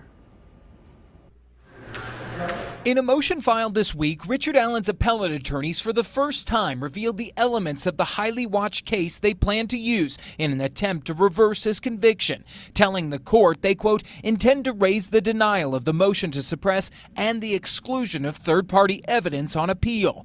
The motion to suppress deals with the warrant used to search Allen's home, where detectives say they found what they dubbed the Bridge Guy starter kit, including a blue Carhartt jacket, numerous... The Bridge Guy starter kit. Well, that's not a stretch because we think that Koberger may have had a kill kit. They're kind of like going hand in hand. We had that one guy who was burying stuff and hiding his kill kits and luring victims towards it. But the Bridge Guy starter kit? A blue jacket and an unspent round. I'm so baffled by some of their language. Knives and the gun that police say they connected to an unspent bullet found at the crime scene. It's certainly worth taking up because this is certainly an outlier case on the facts. Allen's defense attorneys argued that the chief investigator on the case, Tony Liggett, omitted facts and fabricated witness statements to obtain that warrant. However, Judge Fran Gall ruled there was no evidence of that and declined to throw out the evidence found in Allen's home. Defense attorney John Tompkins thinks the strongest argument could be on the second issue, which is Judge Gall's ruling that Allen's defense team couldn't present evidence that pointed to other possible suspects. Remember, they thought it was two people and they released. Look, thank you, All Eyes. Welcome in, sweetheart. I did. I found everything I was looking for, but I knew if I couldn't find it, you was going to be my go-to. So, two different pictures here. Magic Hands Carter claimed they were going to merge together magically and become the same person. I'm like, how in the middle age of these two, you're going to get another third picture pop out of the middle and be the two That of them? is good Lord, and we've talked about it so many times. We did a special on it, and I had on Jack Fox of Never a Truer Word to analyze it, and he was like, "This guy's full of shit," and and we're still here talking about it because it is so fucking ridiculous. Oh, how can that be the same person? According to the witnesses, it's not. This is from two. The one on the left is the drawing they rendered from people and the bridge guy. And the guy on the right is the image of what Betsy Blair describes seeing. And guess what? 2 years after the first photo goes out, Betsy's like, "Excuse me, cops, where's my photo? Because y'all got nowhere with the one you got. Maybe the one I gave you guys can be of help." Boom, here we go. New bridge guy image. Ignore the first one. Okay, so that came from Betsy Blair? Yes. So that's the guy that was muddy and bloody on the side of the road, or am I? No, that was Sarah. That was Sarah. That was Miss Thing. Okay. Betsy Blair is the one who she did a lap, and then she went to the library to go pee, and she came back, right? Yeah. Okay. She saw him on the first platform. So I met somebody at the trial that had a theory about that. That they knew her regular habits, Betsy Blair's regular habits of walking the trail. And by her going to the library to go to the bathroom, she threw that person off, and then they were looking for somebody else.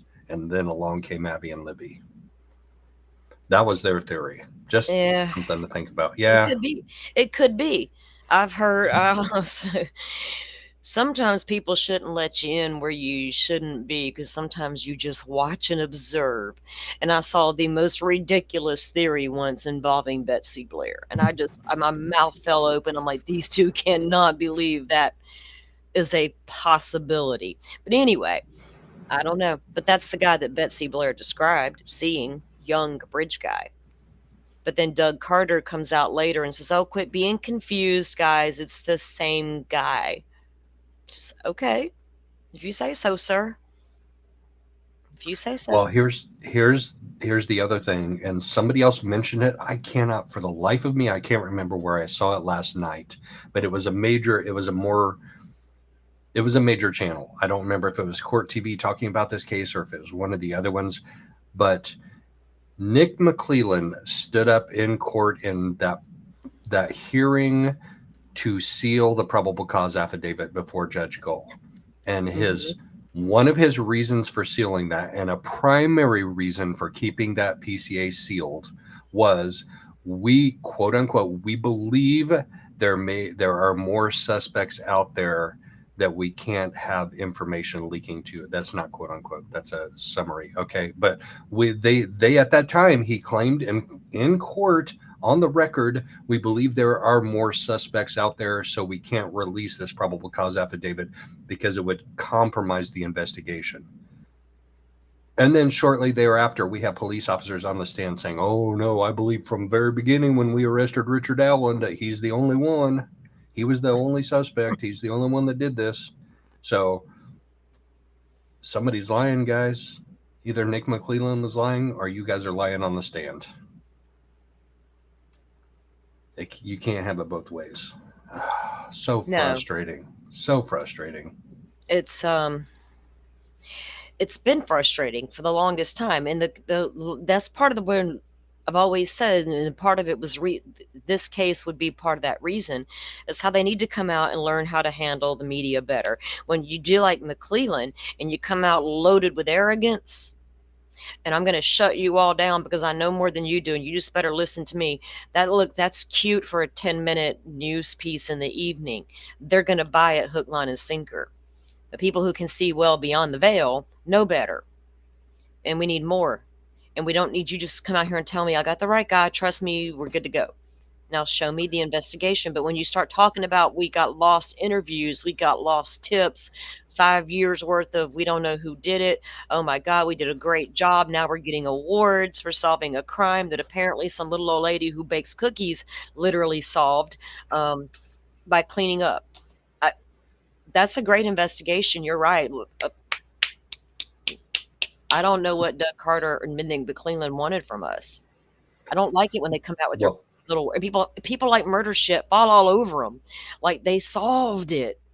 If they had actually solved it, I would be clapping for them.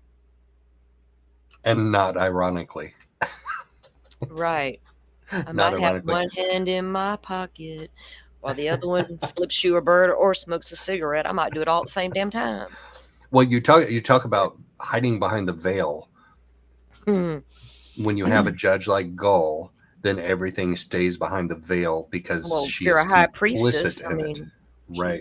It stays behind the veil, and we may never know because of that. But we are getting more documents, and we just have to sort through them and the attorneys too, like the appellate attorneys. I mean, they have a huge task, but it looks like they're on the right path.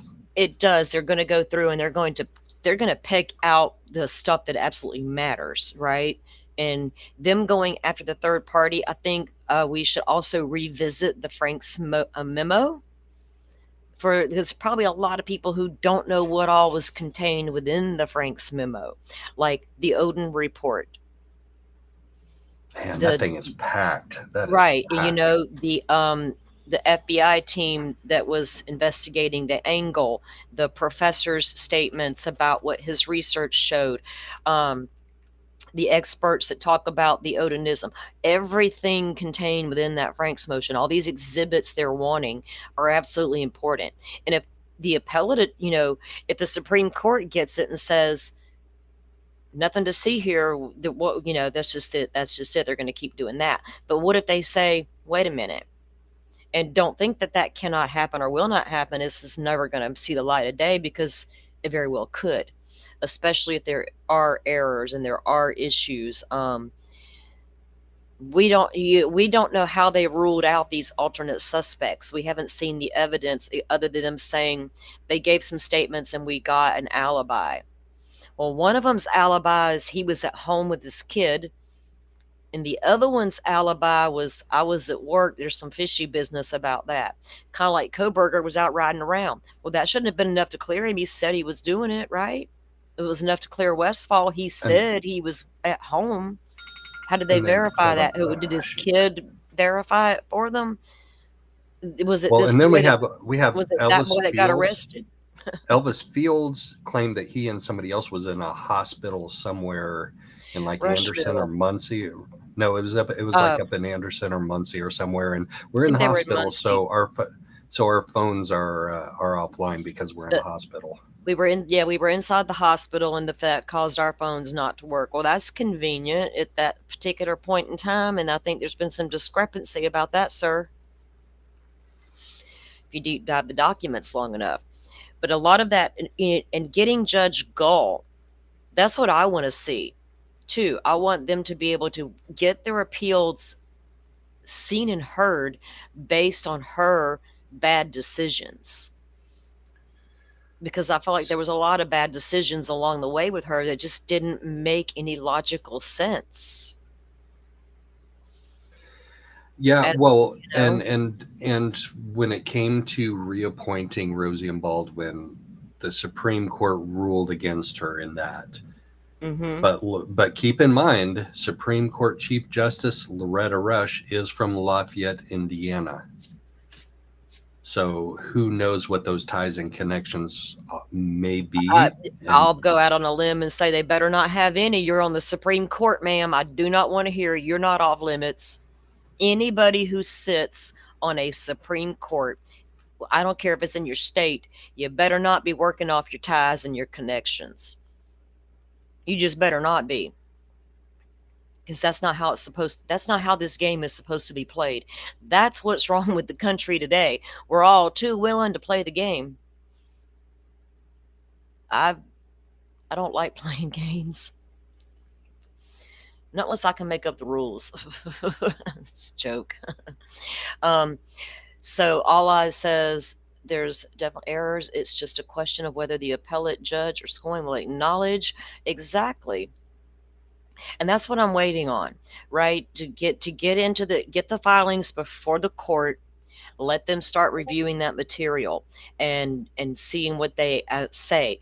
And All Eyes does a beautiful, beautiful job. I think she's the hardest working woman I know in this genre, as far as gathering information and documents and putting it together cohesively, where you can just go find what you need, and it's there. And you can click it, you can read it, you can make your own determination. She doesn't tell you how to feel. And I do follow her Twitter account. And if she tells me how she feels, I'm down for it. Because she's not telling me how to feel, but she'll tell me how she feels. Right? And I know you've caught hell lately, honey, but ignore it. I know you do. Well, sort of. You do you, baby girl. But I appreciate all your hard work and your effort. And Joe and I go to I got all her information pinned into my Discord. And that's what Rachel and I were talking about, Joe, going in, and just starting. Where's your jumping point? So I think I'm going to work on that some over the weekend. And I do want to bring the Frank's motion out again and go through some of the key elements of that and see what they could possibly be thinking of as the appellate attorneys move through that. What could they possibly use? Because these guys were re-interviewed at some point. Do we even have those yet, All Eyes? See, I don't even know. I got the depositions, but do we have Westfall's deposition? I haven't even read that yet. So we got a lot of unpacking to do. We've been so focused on Koberger over here, and I always will be, I think. Yeah, and that the deposition with Westfall is, I mean, that dude just gives me the vibes, and that's why I went down that rabbit hole one time last fall. I went down the Westfall rabbit hole. Yep. And he admitted in one of those interviews that you said he did like 3 interviews. One of those interviews, he admitted that he rented from the biggest landlord in Flora, Indiana. So I researched who that guy was, and I found out he owns 3 properties in Flora that are all within like 2 blocks of where the Flora 4 fire occurred. Yep. And exactly. I'm like, wow. So the Flora 4 was a fire in Flora, Indiana, not far from Delphi. In fact, I think the Delphi Fire Department got there before Flora. Oh, they might have been just sitting on their hands for all we know. There was a big shakeup in that department and some stuff happened, but this house burned down with 4 little black girls inside. And to this day, no one knows who did it. At first, it was considered an accident, blah, blah, blah. There was an officer burned trying to get these babies out. The mother is screaming in the background. We've seen the whole video. Finally, they ended up determining that this was an arson. And could it have been related to race? Why is that important? Because this guy on your screen didn't like anybody outside of his race. If you dated one, looked at one, talked to one, you might be on the list of people who need to go. I don't know. That's just what's been out there. Yeah, and there are theories that Abby's mom, Anna, was dating a gentleman of color, and they didn't like that, and that may have been why they targeted Abby and Libby Well, I don't know about all so that, but yeah, there's so many rumors and allegations out there that some of them, like I've always said, even with Idaho 4, all the rumors in the beginning of the case, if you look at the documents now, you can see how some of those became born, right? There's going to be always a little bit of truth in some of the rumors. Now, as far as that's why you and I chase the documents and the facts. Yeah. I'm Well, not into the rumors. But if somebody tells me a rumor like that, then I'm going to go check it out. Like Patrick Westfall on that interview saying, I rented from the guy that owned, the biggest landlord in Carroll County or whatever. Then I found out who that was, and I found those 3 properties within 2 blocks of the Florida 4 fire. That's facts. Like that's facts. Right. That guy owned those properties. I don't know for sure 100% that Patrick Westfall was renting one of those at the time of the Florida 4 fire, but he was within blocks of where they lived at some point in time. So in that time period. Right. And if you look at your victimology, they can't find any ties between Rick Allen and Abby and Libby. Well, we can't find any between Kohberger and his victims, but we also know Kohberger was using fancy little wiping tools. RA's looking at stock tickers. But there was nothing, not even the little Anthony Schatz profile that was catfishing Libby, the big gnarly guy in the basement. Nothing connected him to the victims, but your alternate suspects were absolutely connected to the victims. All eyes. Can you shout that a little bit louder, please, ma'am? Are you reading my mind? Because my theories can literally be all over the place at times. And I will always go back to wondering if the youngins got out of hand in the woods that day. And if you're witchy, you know what I'm talking about. These kids saw a lot of things their parents were doing in their ritualistic behaviors out in the woods, calling it playtime. Westfall tells you all about that too. Right. And I didn't even know he had a son. Like, he is got a his couple. son, He said are they about the same age as maybe Logan Holder? A little bit, I think. Yes. Okay. So he says in one of his interviews, and he also did a 4th interview with another creator, but I won't, that's no count. Westfall says that when Holder would come over and bring his boys, they wouldn't get up and go run off with his boys and just go be boys. They wanted to sit there on the couch with their face to the phone. Remember? Right. So, yeah. And Westfall knew Abby's mom. He was in the military with one of her ex-boyfriends. Mm-hmm. Brad Holder's son dated Abby Williams, one of the victims found dead in the woods. So you got the alternate suspects know of or know the girls firsthand. And way more of a connection than Rick Allen ever had to them. Way more. Way more. But they're ruled out. They had an alibi. Except for the 3 of the 3 officers that were investigating the third-party suspects: Murphy, Click, Todd Click, and Murphy, Click, and who was the third one of the?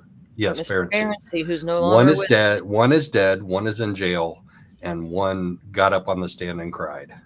And let's see another bizarre twist to this crazy story. When Richard Allen was shoveled off to prison, turns out he was being guarded by prison guards who were known Odinists. This is a fact backed up in court documents, not a speculation by people. So you got that. I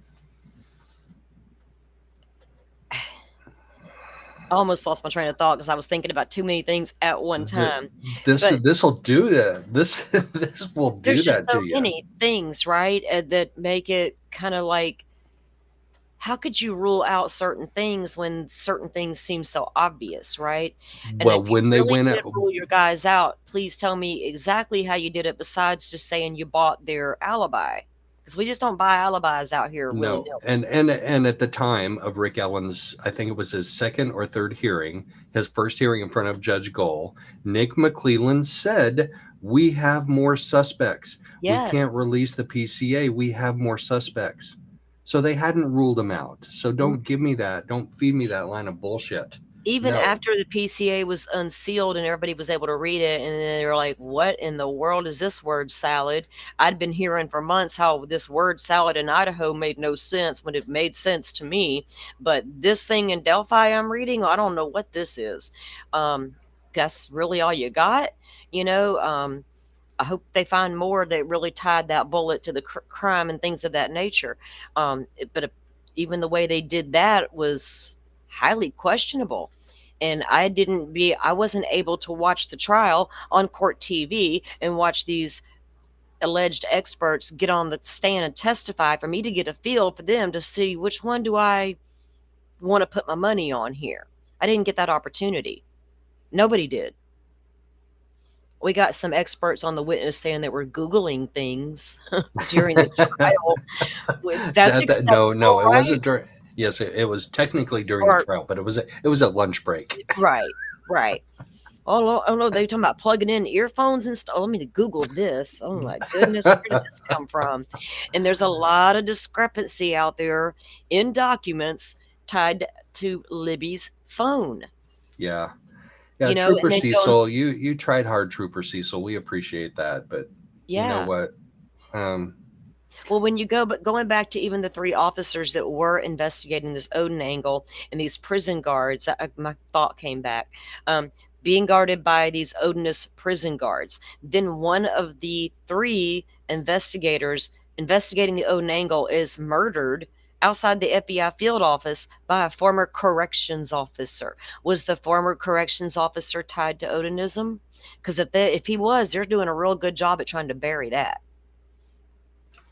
Yeah, I need to check on his case because he claimed mental illness, not guilty right?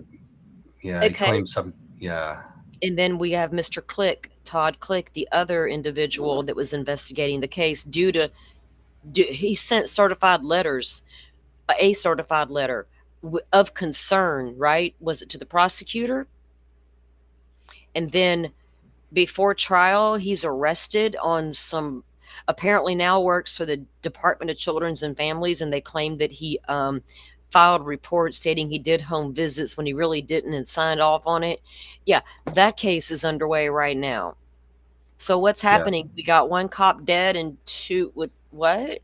Out of the 3. No, Yeah, he was arrested for filing false reports. Yeah. It's like, don't make me side-eye you by doing side-eye stuff. There's just too much. We still don't have a lot, including Westfall's deposition. Wow. And I always wondered, okay, they can tie Holder to the girls because of Logan, right? But what tied Westfall to the case other than some bizarre Facebook post by Holder and the connection made on Facebook to Westfall because of their similarities? Was that what turned them on to Westfall? That's what I don't know as well. Isn't there some type of interaction with the Vinlanders there where Holder said I wanted to be a part of it, and then he said I really don't want to be a part of it? Yeah, well, well, the reason they parted ways and Holder went back to his regular religion, which is Christianity, he was dabbling in both, according to him. And according to Pastor, Westfall says this in the interview, that Holder tells him, hey, I want to go be mainstream Christian, because Westfall confronts him. I hear you're doing this and that. You can't do both.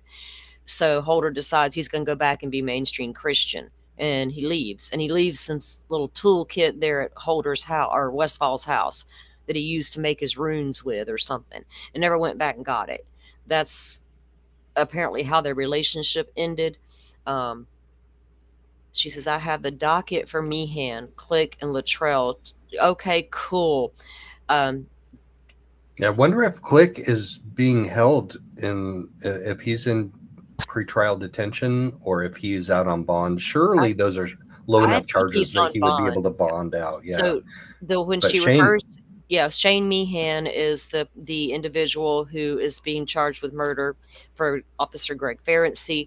Todd Click is the other officer that was charged with the false reports. Yeah, Westfall kicked him out for going to Christian church. He's like, we can't have that here, buddy. It's my God or no God, or lack of. I don't even know what they, it's just a lot. I'm glad that the Supreme Court agreed that they need those exhibits. How can you file a motion to get it before the court to be heard if you have nothing to work with, right? Are they supposed to start all over from ground zero and build a case and come collect what everybody's got? It's ridiculous. So they deserve it and need all those documents. There's no way to avoid getting them. And honestly, can't they get in a lot of trouble by not providing them? The Supreme Court said you got a deadline, you better get them over there. So Miss Jody or whoever better get busy. She thinks she's got enough work because of All Eyes. All Eyes keeping Jody busy over there. Good. She has an amazing... I need to drop your GitHub link. I think I've done that once here in the chat. She has a great website that she has everything nice and neatly organized for us over there.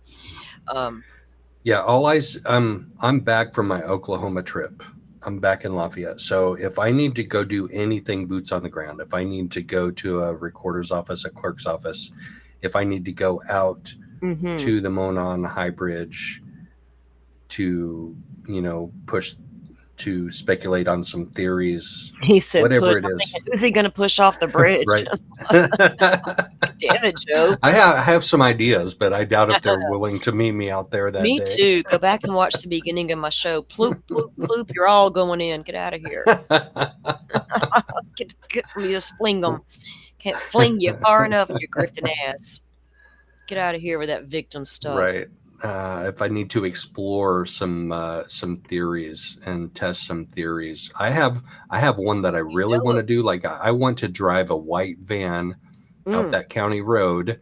Obviously not on all the way onto Weber's property. I will stop at the no trespassing signs under the Monon High Bridge. Oh, goodness. But I want to drive it out there, and I want to see what you can and can't see down in the floodplain from there. You need to get a camera first and set it up by the corner so it records you driving back there like his van did. And then have another one on your dash, and I'll send you the gist of what to do. And you know what we need to do, though? All honesty, now All Eyes, you're in here, so I need to get with you and Joe over the weekend and maybe get you on with us if you don't mind, and try to do a show and unpack a little bit of the important stuff here. Because I really want to hone in on these exhibits of what they could be asking for, because that's what's going to matter going forward in the appeal, not all of the speculation around it. I'm not above talking about it, but oh boy, digging into what they could have is important. She sent out the word to see who needs the field trip, Joe. I'm down for it. I'll go all the way up to Allen County. I did before, but if I had coordinated better with other people, we could have made one trip instead of two, but that's okay. Yeah. We'll figure it out. And like I said, I don't want people to come in. I mean, everybody makes up their own minds, whatever. We can get goofy here and we can laugh and stuff. But in all seriousness, as I talk about the Delphi case, and I'm going to throw shade. Y'all, if you don't know me, I can't help myself. But if you know me, you know. I still want you to take what we're saying seriously. I don't want it to get lost in a bunch of craziness and drama, right? I don't want to hold a Delphi show and have it in my title and see the bizarre stuff happening in my chat. We haven't had to have that happen today, thank God. I know what to watch for, and so do my mods. So I just getting the information out there, letting people come to their own conclusions, right? Because it's so easy to say, but that's that guy that confessed 60 times. You're right. But do you know the circumstances behind the confessions? If you're willing to hear me out and hear that story, let's talk. If you're not open-minded to it, then you don't need to be here. But for someone to be open-minded to it, the way I present it and talk about it is probably going to absolutely matter. Yeah, that's how I felt at CrimeCon. So I sat in both of the Delphi sessions at CrimeCon. And the crowd just goes with the crowd. There's groupthink that happens, and whoever's up on stage is the protagonist, and anybody that comes at them is the antagonist. And I was kind of a little bit of an antagonist, but not enough to get lynched. But I did talk to other people that were around me and ask their opinion. And next time, if they do more Delphi stuff in 2026, I will get better footage. You can't record inside the actual room where the session's going on, but there's a line that forms outside of that before the session ever starts. And next time I'm going to go out there with my microphone and my camera, and I'm going to be like asking people, like standing in the line waiting, like, what is your opinion of this case type of thing. Well, and Miss Shorty actually suggested that when I went on her channel for a CrimeCon recap, and I was like, that is a really good idea. Like, I want to hear your thoughts before you get in this groupthink type of atmosphere. I'd rather hear all their thoughts because I already know what people on stage are going to say. Exactly. To me, it's pointless to listen to their word salads. I did see what they did to Delphi. It's all over the YouTube. You couldn't help but see it. It was there. I didn't search it out, but boom, there it is. I'm like, ah, crap. But I already know what to expect, especially this many years after the murders. Now that the conviction, I don't expect them to come out and tell me anything different than what I've been hearing for years, right? So I really don't even care what they say in there. But the people, gauging the people, right? And a lot of times people just form their opinions based on one stream or one show or one little news clip. But those of us in the true crime genre do a lot more digging and deep diving. So those of us who are here for it, we're glad you're here for it. And y'all coming in and joining the conversation. And I will be getting with All Eyes. She's down. Awesome sauce. But I want to put together another show and just go through some of the Frank's Motion stuff and possible exhibits they're looking for and see what we can find out there. I'm going to let you guys go for the day. I got to use the restroom, but also got some documents to look at. I might pop out for the live later on this evening. You don't ever know about me. Joe, are you going live in the morning? What are we doing on Saturday morning? Tomorrow's Saturday, right? Saturday. I probably should. Yeah, I'm still putting together my London Valdez stuff.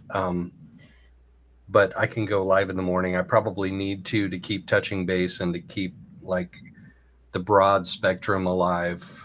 Like so when you go down a case like London Valdez, as deep as I've gone down in this, it can like really be constrictive. So I need to keep open on the other stuff too. Like last night's was really good for me. Like we talked about Mark Sanchez, we talked about the Houston Bayou deaths. I mean, that was good. That's why I bounce around, dude. I can't sit in one forever and ever and ever. It's too much. Plus, I keep up with too many cases, and if I fall behind, you fall behind. So there's always something to talk about. All right. Well, guys, thank you all for coming in. If you haven't hit the like button yet, please do so on your way out. It certainly helps us out around here. Growth and getting more like-minded people into the community with us. Y'all know what I say about staying safe out there. Watch who you give your money to and watch why they're asking for it. And if they tell you, I'm here for victims, every other word, no, they're here for themselves. And they're trying to guilt you and shame you into not talking about a criminal case in the true crime genre. Y'all have a great weekend and keep an eye on the notifications. Yeah. Have a good Bye, one. everybody. Thanks, Joe. Thanks, All Eyes. Thank you, mods. Bye, everybody. Thank you all for watching this here video. Please like and subscribe and follow.